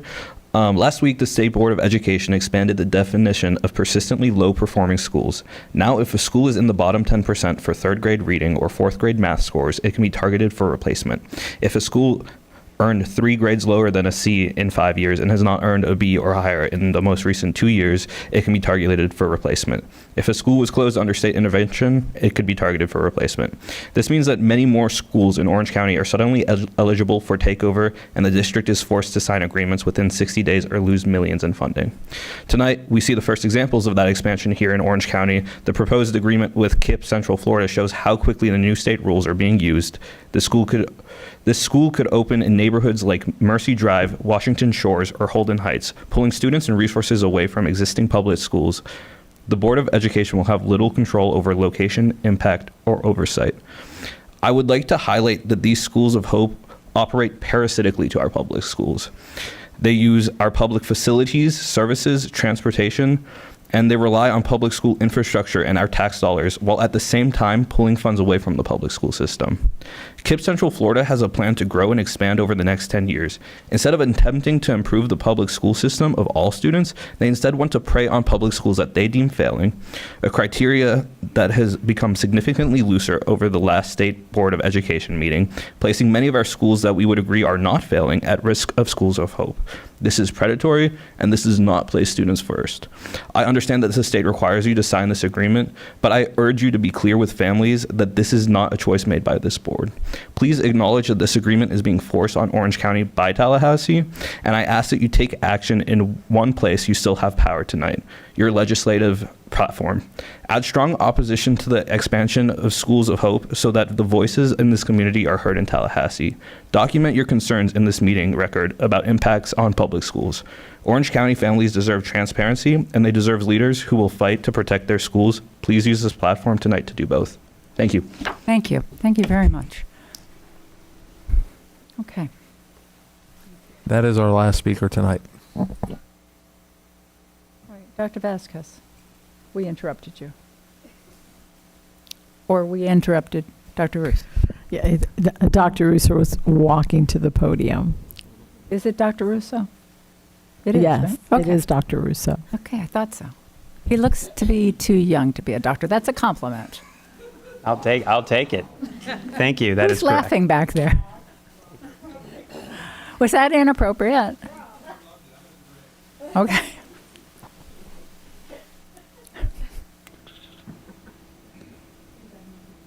Yes. All right. Ready? All right. I think I've been. Good evening, Chair Jacobs, board members, and Superintendent Vasquez. Tonight, we have the privilege of providing updates about the OCPS Read to Succeed program. We will share the story of Read to Succeed, a program that has been a cornerstone of literacy and learning in our community for the past 25 years. We will include the program's history, highlight the partnerships that helped Read to Succeed thrive, reflect on the impact the program has had on our students, and share how the program is growing. The story of Read to Succeed began in 2001, when the foundation of OCPS sparked a powerful idea to combine a service model with community engagement principles. The goal was simple yet profound: provide one-on-one reading support to students who needed it most. We named the program Read to Succeed to reflect our original focus of helping struggling second graders, a critical age where early intervention can change the course of a child's academic journey. At the heart of the program was, and still is, the dedicated pairing of volunteer tutors with our students, building trust, confidence, and literacy skills. As the students' needs evolved, so did the program. Prior to 2011, the volunteers did not utilize a set curriculum. In 2011, a fluency curriculum was implemented, and in 2012, a vocabulary curriculum was added. This allowed us to structure the Read to Succeed program to further meet student needs. In 2015, in addition to the first and second grade programs, Read to Succeed introduced a tutoring program for retained third graders. In 2017, OCPS made a strategic move by reorganizing the Read to Succeed program into the Curriculum and Digital Learning Department. This opened the door further to introduce curricular support. In 2020, OCPS partnered with Collaborative Classroom in the utilization of evidence-based SIPS curriculum and began working with kindergarten students to provide them with structured literacy support. By 2022, the program expanded even further. Paid tutors were hired to support students in kindergarten through third grade, and a powerful partnership was formed with the UCF School of Education. This collaboration brought in skilled pre-service teachers to expand the reach of our established tutors, marking a pivotal shift, not only leveraging retired educators returning to serve, but also built a robust pipeline of future teachers into our schools. Our Read to Succeed initiative tackles the consistent challenge of students reading below grade level by providing personalized support. We leverage the power of our community with one-on-one reading sessions and deliver small group instruction during the school day, utilizing an explicit, structured literacy approach aligned with the science of reading. The process has proven its effectiveness over time. Teachers identify students who will benefit most, and we pair them with a compassionate tutor. The success of Read to Succeed is observed in the growth of our students' confidence, engagement with reading, and joy they discover in books. We are not just building better readers, we are nurturing learners. I will now turn the presentation over to Elizabeth Conrad, our Read to Succeed Senior Administrator, who leads our program and is the engine that keeps our volunteers, tutors, students, and teachers connected and engaged.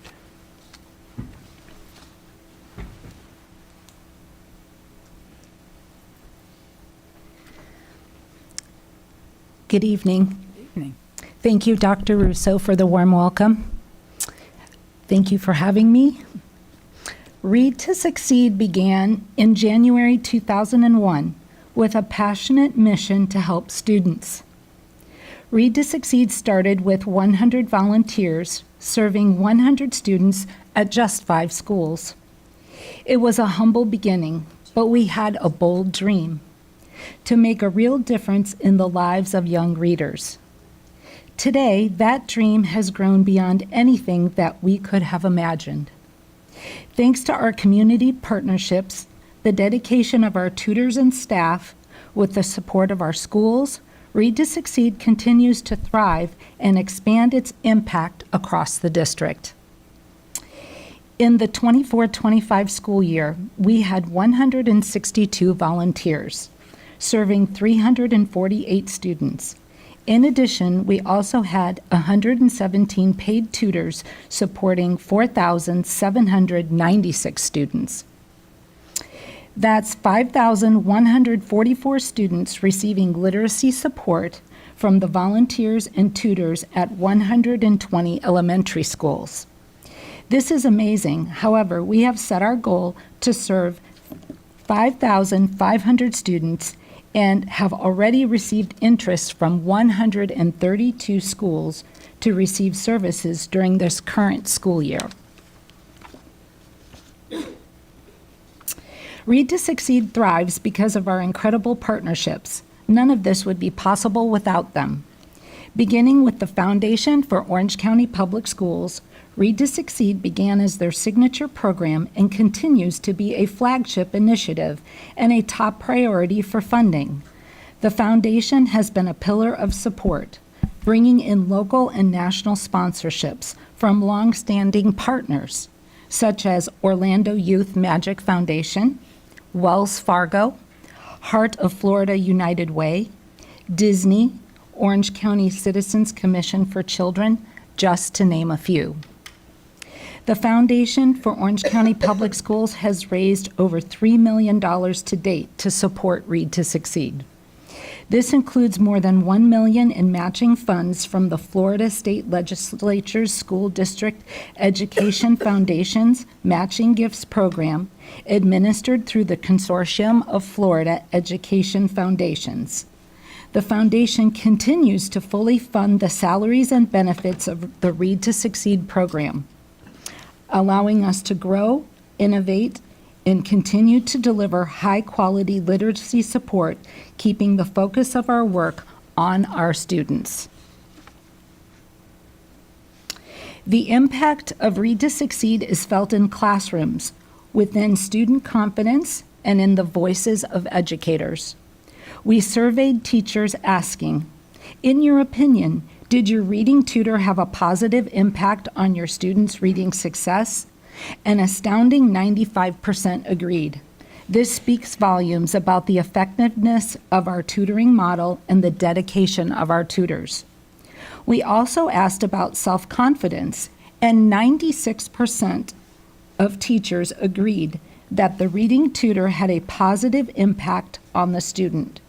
We know that helping students believe in themselves is important in improving their reading skills. Looking ahead, the future of Read to Succeed is bright. We surveyed teachers, administrators, and school staff asking if they would like to continue Read to Succeed services on their campus for the 25-26 school year. Overwhelmingly, 99% said yes. This feedback reinforces that the program is valued, needed, and making a real difference in schools. The everyday Read to Succeed experience is an engaging, exciting, and confidence-building journey with a caring adult mentor where each child actively participates in building their literacy skills. The true impact of Read to Succeed is best captured in the voices of our teachers, tutors, and students, a few of which are included on this slide. I would like to introduce Debbie Cook, former second grade teacher at Andover Elementary School. When she retired, she joined the Read to Succeed program as a volunteer, and she now serves as a SIPS tutor at 3 Points Elementary School. She has been serving students through Read to Succeed for 10 years. Madam Chairman, school board members, and guests, my name is Debbie Cook. I am a paid certified tutor with the Read to Succeed SIPS program, and I am celebrating 51 years as an educator this year.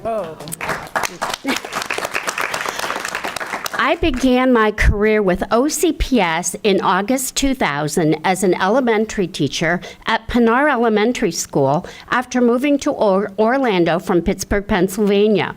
I taught at Pinar from 2000 to 2005 and then accepted a position at the newly built Andover Elementary and taught there from 2005 to 2014. I retired from OCPS in 2014. While teaching second grade at Andover, volunteers from the Read to Succeed program worked with many of my struggling students.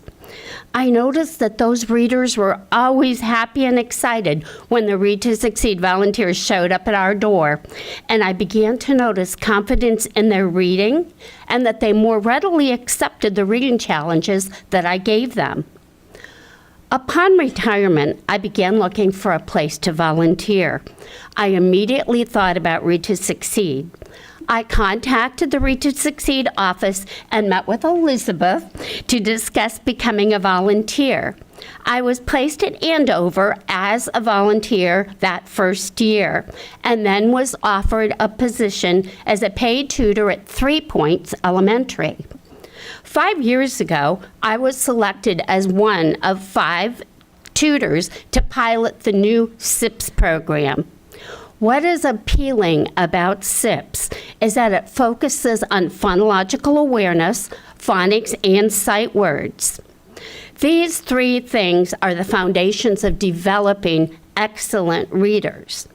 I love that the initial and ongoing assessments given to the students keep every student on the correct instructional path and help those students to become lifelong readers. I was also very excited that after my first year, the data showed, and Elizabeth is wonderful working with data and keeping track of that, 85% of my kindergartners were reading on or above beginning first grade level. I'm now in my 10th and sadly final year as a Read to Succeed tutor. Thank you so much, and thank you for supporting our program.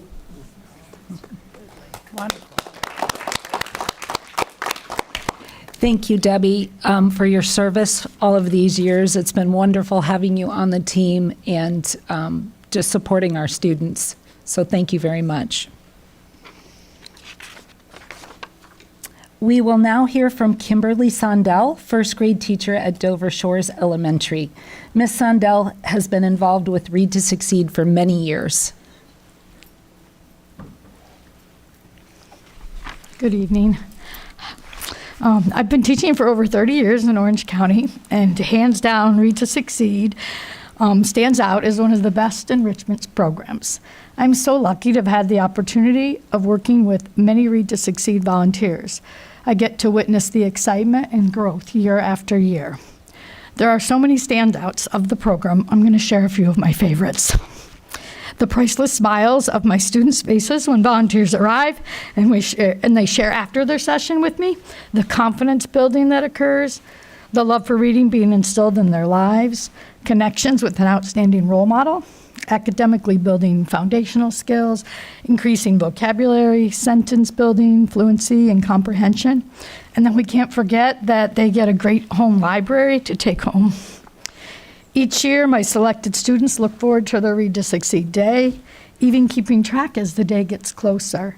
I've never had a student not want to go. It truly is a highlight of their week. I love how the activities build on our classroom, learning, giving my students extra support as they're growing as readers. And the one-on-one ratio for learning can't be beat. I feel that the volunteers benefit from the enjoyment of watching firsthand as readers grow. I have even had a volunteer loop up to second grade so they could continue working with the same student. A really neat experience. I mean, what a connection. My students build a bond that they end up inviting the volunteers to come to events at our school and even to meet their families. So put me in front of first graders and I can teach all day, but speaking here to adults is kind of scary. But this program has such great value. That's why I'm here. I have seen the success with my first grade students, truly benefiting from the unique program. You never know, volunteering could be in my future, experiencing the program in another way. Thank you. Absolutely.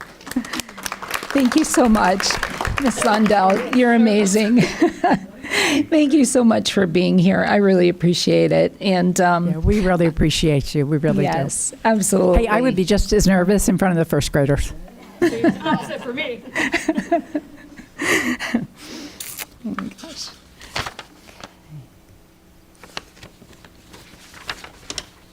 So, how can you help? You don't need any prior experience. We provide all the training materials and ongoing support needed. The benefits go both ways. Research shows that volunteering reduces depression and anxiety in adults. By helping others, you're also helping yourself. You can become a volunteer tutor and mentor. You can sign up through the OCPS Additions Volunteer Program.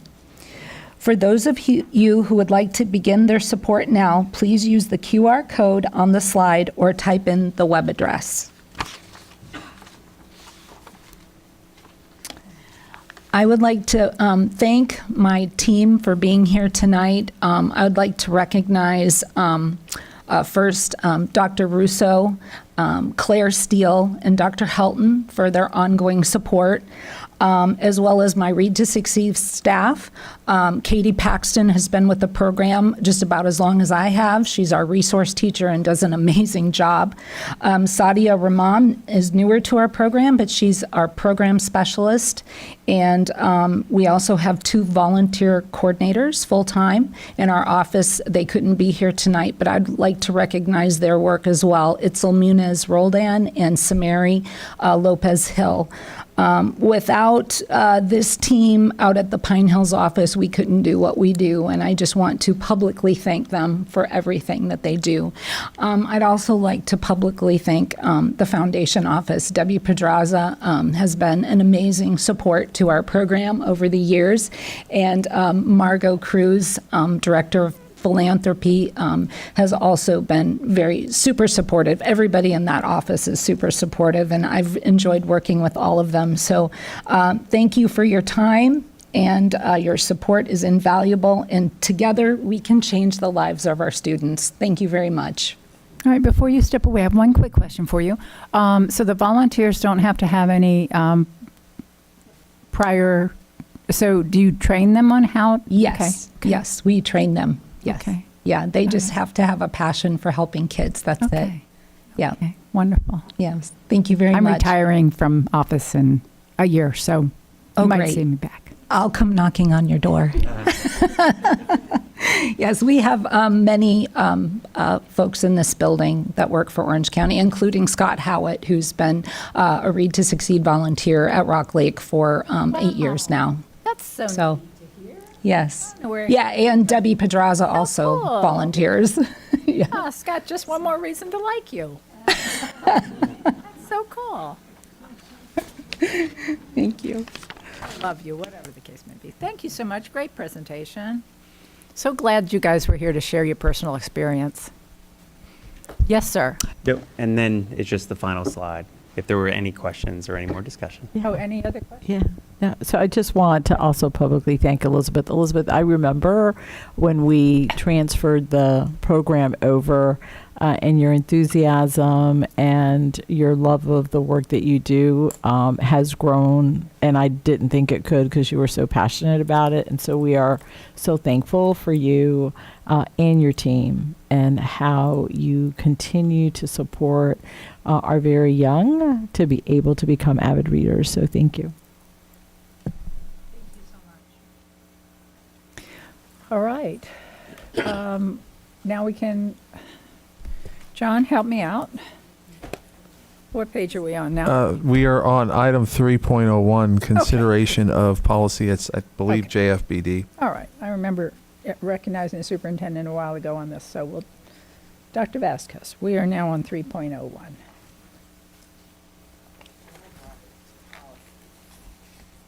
Okay, so we're going to begin with policy JFBD, magnet school programs. As a reminder to the board and our public, we had our work session on the 26th of August. We made notification to both the Classroom Teachers Association and to OSPA on the 27th of August. We published our notice on the 31st of August, and we're bringing it to the board today for its revisions on the 30th of September. All right, thank you. We've already heard public comment on this. Is there a board member that would like to offer a motion? The floor is open. I'll make a motion. All right. Motion to approve. I'll make it. Yeah. I'll make a motion to approve. That's okay. It had to be to approve. Okay, we have a motion from Member Farran to approve JFBD, and we have a second from Member Douglas. All in favor, please say aye. Aye. Any opposed? Motion carries with all members present, voting in the affirmative. All right, we are on 3.02, policy JICK. Dr. Vasquez, you're recognized. Thank you, Madam Chair. As a reminder, we had our work session on the revisions to the policy on the 26th of August. We made notification to both CTA and OSPA on the 27th. We provided notice on the 31st of August, and we are seeking approval of those revisions at today's board meeting. All right, thank you. Seeing no comments from the board, the floor is open for a motion. You had, okay. Okay. Move to Member approve. Vanos motioned. Member Salamanca seconded. All in favor, please say aye. Aye. Opposed? Motion carries with all members present, voting in the affirmative. Okay, we are on consent agenda. Any questions, comments on consent agenda? Seeing none, is there a motion? Oh, it's either everybody at once or nobody. Move. I would make the motion. It's a little unusual. How about you, Member Douglas? Jump in there. My first. Motion to approve. Okay, perfect. Any, is there a second? Motion by Member Douglas, second by Member Vanos. All in favor, please say aye. Aye. Opposed? Motion carries with all members present, voting in the affirmative. Let's see, 1701. Okay, Dr. Vasquez, you're recognized. Thank you, Madam Chair. As you heard from one of our speakers, we do have our first application for a School of Hope, and that is from KIP.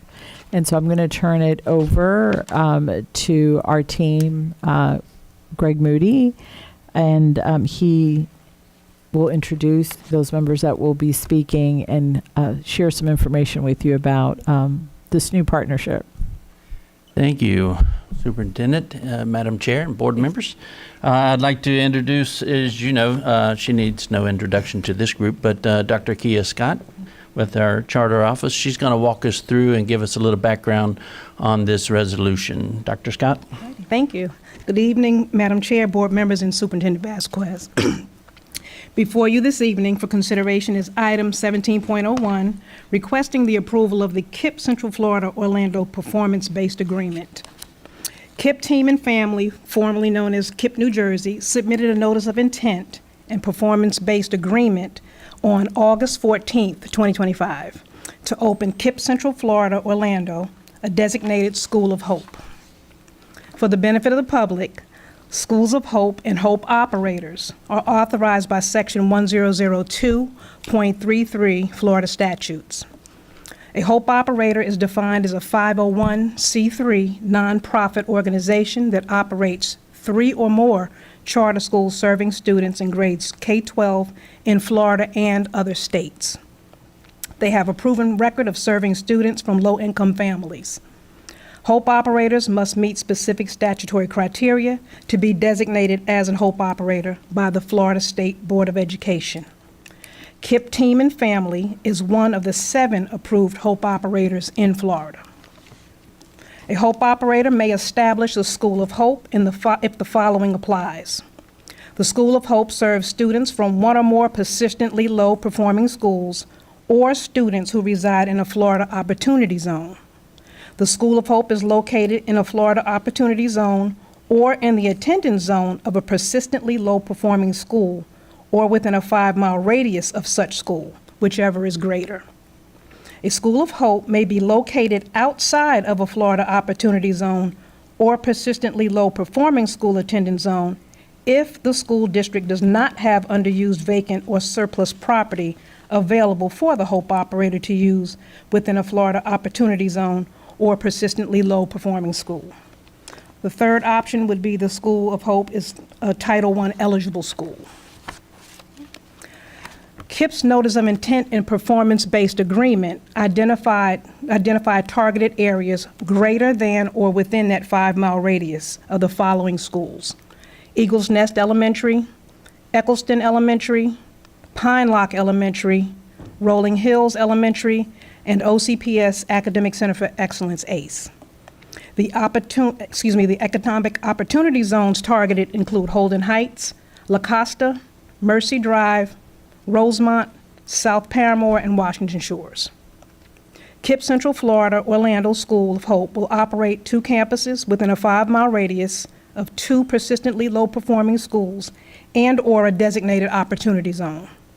The first campus will open in August of 2028 and serve students in kindergarten through 2nd grade and 6th grade, then adding grade levels over time to a full K-12 program with multiple campuses. If the board does not approve this performance-based agreement, the district could be subject to penalty outlined in Section 1002.333, subsection 8, Florida statutes, which states, a school district that does not enter into a performance-based agreement within 60 days after receipt of a notice of intent shall reduce the administrative fees withheld pursuant to Statute 1002.33, subsection 20, to 1% for all charter schools operating in the school district. Upon execution of the performance-based agreement, the school district may resume withholding the full amount of administrative fees, but may not recover any fees that would have otherwise accrued during the period of noncompliance. Madam Chair, it's the recommendation of staff that the KIPP Central Florida Orlando Performance-Based Agreement be approved this evening. All right, thank you. Thank you. Member Vanos, you recognized. I heard that. Huh? I heard that. Thank you so much for the presentation today. I just wanted to ask a couple of questions. One of the questions was what happens if we don't approve, which you answered, that we lose fees funding, we can't go back and get any of it. Was this contract at all, I understand it's a performance-based agreement, was there anything negotiated with OCPS or we just kind of received it? Not on the PBA. Okay. Are the schools of hope, are they held to the same standards as our other charter schools within OCPS? They are, but there are some leeway because they locate specifically in schools of low-performing areas, also in low-income families. So they do have a little leeway, but not much. They still have to have the same, they're still accountable as far as school grades are concerned. Mm-hmm. But do traditional public schools have that leeway in those areas? Traditional public schools? Right. I'm going to give you a good example of where they may differ. So for instance, a charter school, for instance, if they receive a double F grade, they are automatically closed, once an appeal is done. If a traditional school receives a double F grade, the school board has the opportunity to, reconfigure the school, change leadership in that school, or bring in other programs to that school. Got it. Okay, thank you. Are there any other counties in Florida who have these schools of hope operating right now? Yes. So there is another KIP in Miami-Dade County. They are a school of hope currently, but they did not open initially as a school of hope. Duval County has IDEA Public Schools. Polk County and Hillsborough also have IDEA Public Schools. Okay. And are the results in the schools of hope, are they better than the results in the traditional public schools? I'm going to say overall average is C average for IDEA as well as KIP Miami. So overall, it's a C average? Yes. Okay, thank you. Do the schools of hope, do they receive any, and I guess charter schools, do they receive any additional funding in the way of federal or state grants that are specifically for charter schools? They can apply for a charter school program grant. It's from USDOE, but the state of Florida also has those grant opportunities. As far as other funding, there are loans that are available to schools of hope. They are revolving loans. But those do not come through our district. They would be through the state. And these revolving loans, is that just funds appropriated by the state legislature? Yes, they're appropriated by the state legislature, and the way it replenishes itself, it works with a third-party fiduciary who will, once it drops past, it's $100 million. Once it goes under $25 million, that fiduciary can replenish it another $25 million. But it's also paid back from the interest from those loans. So as the schools pay those loans back, that interest goes back into the fund. Do traditional public schools have access to a revolving loan like that? Not to my knowledge. Okay, thank you. Now, I understand you said that the Schools of Hope, they're a nonprofit. Yes. Which is great. Do they have the ability to, let's say, choose their own vendors or, building construction companies, things like that? Yes. That are for profit? Possibly, yes. Okay. Thank you. I appreciate this information. No problem. Thank you. All right. Member Ferrant. Those are great questions. I really just have a simple one. Is there a reason why it's a K2 and just 6th grade? My only thought would be that they're trying to help those 6th graders navigate, but I'm just trying to understand that maybe. Usually the pattern is to stagger. If you want some more definite information, we do have some members from KIP here, but in looking at the programs, personally, I've seen that they stagger enrollment. They open K2, and then the building they would have grade 6, so they can build 6 to 8, and then move from K to 3, and then each year add a grade level. Okay, so having an elementary and then a middle. Correct. Is basically what we're talking about. Okay, that makes sense. Thank you. Welcome. All right, any further questions? All right, floor is open for a motion. I will make a motion. Okay, motion to approve by Member Ferrant. Is there a second? Guys, we don't really have a choice.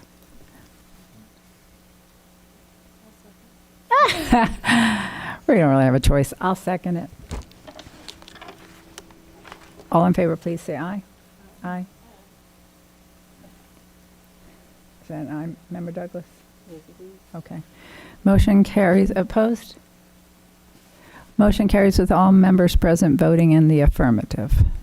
Thank you. Thank you. Have a great day. Painfully. That doesn't need to go in the record. Seriously. Okay. Okay. Of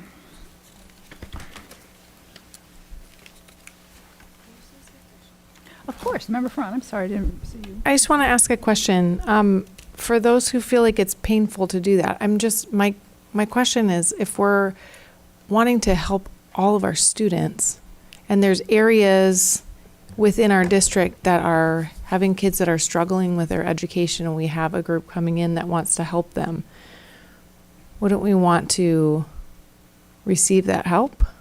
That's what, I guess I'm just trying to understand your side of it. Okay. So, I think if the answer to how do those schools perform was A or B, I would probably feel I would be embracing that more if I believed the students were going to be better served.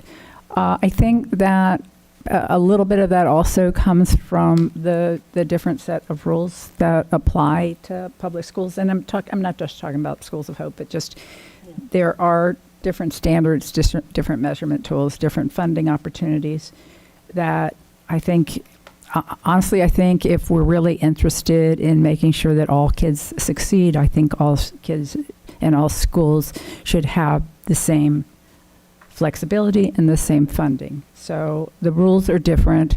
When we started the concept, not we, but when the charter school concept, I was, my kids were in, I would say, elementary, middle school. And the idea behind the charter schools was kind of an experiment to see if we loosened the regulations, would those schools perform better? And the experiment was then supposed to be, if that works, then we'll loosen those, we'll make there, more flexibility for our regular schools if greater flexibility is the solution. That part never happened. So I guess it's just my personal experience over the years with feeling like public schools were not given the same opportunity and the same flexibility, and acknowledging how fundamentally important it is to have public education, just good old-fashioned public education. Again, if charter school model's working, it ought to be the way all schools can work. That's it. Okay, anything else? Thank you. I appreciate it. Okay, yeah. Superintendent? I was going to just add a couple of comments. So first I want to say that KIPP does have a proven track record with the schools that they have opened. I myself, several years ago, visited a few of them, and they were successful. They have a lot of focus, or did, on professional development and training of teachers to ensure teachers have the expertise.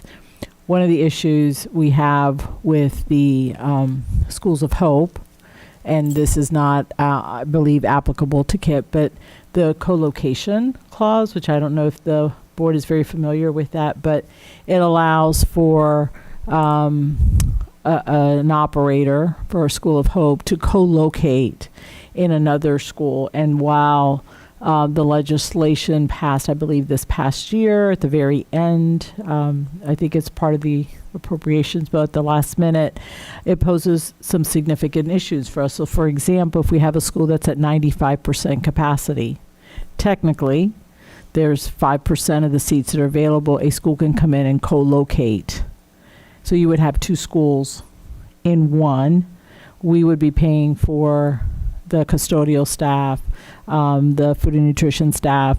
Equally, we've been told that if you have a building that maybe is vacant, which at this point we're not in that situation, but the school district would have to fund the custodial staff and the food and nutrition staff. Now we've asked for clarification, and there might be changes that come to during this next session, but there are implications for the district on a budgetary in the area of budget. Again, not applicable to this particular situation, that is causing concern, especially at a time when dollars are very short. So I'd be happy to share more, but just wanted that particular concern of co-location is a real one. And while we're on the topic, one of the concerns that I've got with the co-location, and maybe this has been thought out on our call the other day. I was asking Greg and Dr. Kia. Is it Kia Scott? It's like I always like Emma Scott. Kia. Anyway, so let's assume it's a co-located school, and the majority of them are traditional OCPS students, and there is a disciplinary issue, and it happens in the hallway, and it involves students from the Hope School and the regular students. I'm like, I don't really understand who takes charge, how that works out. Buses, the same thing. I'm like, whose code of conduct? There's just some logistical things that I think need to be fleshed out so that there's clarity. You know what I mean? So sometimes it's those devils in the details that, yeah, go ahead. Could this then be something that we bring up during I know we just voted on our legislative, but something to then bring to Tallahassee and say, this is, we understand we want to partner with people to help our communities, help our schools, or our students, but the logistics of it, because from what I was reading, I must just be under the wrong impression, but I thought that they receive funding, and then if they're, in one of our schools or using our buses, then we would receive funding for them to use our bus, according to what I was reading in the statutes. And then for like electricity and such, is that something then that we could say, I don't think we would, from what I would think, I don't think we're going to sit here and go, oh, this is a 95% full school. Let's go ahead and have a School of Hope come in. I think it's more, we're looking at areas that have 30% capacity, 30% is full and the rest of the school is empty. And so it's a way to kind of section it off, partition it off in a way that would help. I don't disagree with you, but the way the legislation is written does allow them, and again, we and I'll speak as FAS organization, have asked for clarification. It does allow an organization to come in. It doesn't have a cap. We don't have the ability to say no. And so certainly if you're having those conversations, I think they may not have thought about some of these issues. It's one thing if you're co-location and maybe you've got 3 buildings and one building is for the School of Hope and the other 2 are for the traditional public school. But from the direction we received this past week, and I don't think you've heard any differently, it's very vague, and the way we've interpreted, we haven't been told that we're wrong in that interpretation. So I'm hoping we'll get some type of clarity. They mentioned that maybe there could be some revision to the legislation, but they could not promise anything. Okay, I think we're on to reports. Dr. Vasquez, do you have a report? Yeah, everybody's very tired. I promise I think I can do this in like 2 minutes. So first, I wanted to give kudos to our incredible HR team under the direction of our Chief of Staff, Rob Bixler.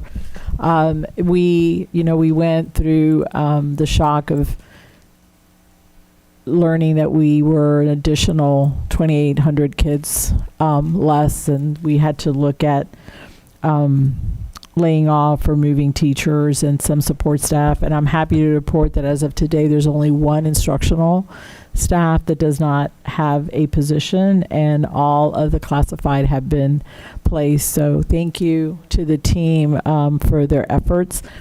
And this past weekend, maybe it was the weekend before, Saturday, we had the Parent Academy hosted at Lake Buena Vista High School, and it was incredible. Do we have the little clip to show? Yeah, so this is the board. I want you to just look real quick. We've talked about how important it is for our students to know about pathways, know about the college experience, and so Saturday in the gym, if I'm not mistaken, how many, Maria, was it 82 different colleges and universities were present. The students were able to get information. They had a job fair in the cafeteria. They also had sessions going for parents, and they had an area where they were looking at, they were not looking, they were taking care of the students that were there. So really was what we want to see. They're going to replicate this, but it was a packed house. There were lines of students waiting for certain colleges. We had some staff, some of our executive staff complaining that, their college wasn't represented. So they were taking notes of who needed to be there. But kudos to Kathy, Mariel, and the entire team. It was an incredible event. Our deputy superintendent, I think, danced with somebody or something. It was great. It was great fun. And board member Douglas, I think you also participated. And there was also a youth academy. And there were pizza everywhere. Everybody was happy. And there was a robot there that was playing basketball. It was a great atmosphere, and we could feel a lot of information going on. And it was a really great event. Great event. Congrats. Let's do it in District 4 next time. Thank you. Okay. Good. Anybody else? That it? All right. Mr. Pomerine. For 2 meetings in a row, I have nothing, so Thank you. remember that. Thank you. Is your review coming up? Yeah. Okay. Of course. I'm sorry. Member Vanos. I'll be quick. I just felt like we couldn't end this meeting on, we passed this memorandum of understanding for Hungerford, and we finally have found a way to transfer the property. And I wanted to just thank the superintendent for keeping with this, and this board and the chair. I know it was a lot of work and a lot of pressure, and so I just wanted to thank you. And I also I would just be remiss if I did not thank my predecessor who sat in the seat before me, Dr. Karen Castor-Dental, who was truly instrumental in, I think, starting the shift of looking at this property of something to sell to how can we find a way to, transfer this property back to the town of Eatonville. And she cared so much. I just have to share a story. When I was running for office, I would ask to meet with her so that she could share with me what a day in the life of a school board member looked like, which I understand the idiocy of that question now. But we would meet for 2 hours, and about 1 hour and 15 minutes was talking about Eatonville, and then 10 minutes was talking about everything else. And so I say that to say that she cared so much. She did so much research. I can tell by reading through transcripts of meetings that happened before I was on this board, how much she educated herself, how much research she did, how much she shared with other members of this board. And so truly, I thank Karen, Dr. Castor-Dental, and just know that without her, I don't know that we would be here today. Just wanted to share that. Well said. Well said. Yeah, I think we're all passionate about it, but her passion exceeds all of ours together. So yeah, and commitment. So thank you for recognizing that. All right. With that said, the meeting's now adjourned.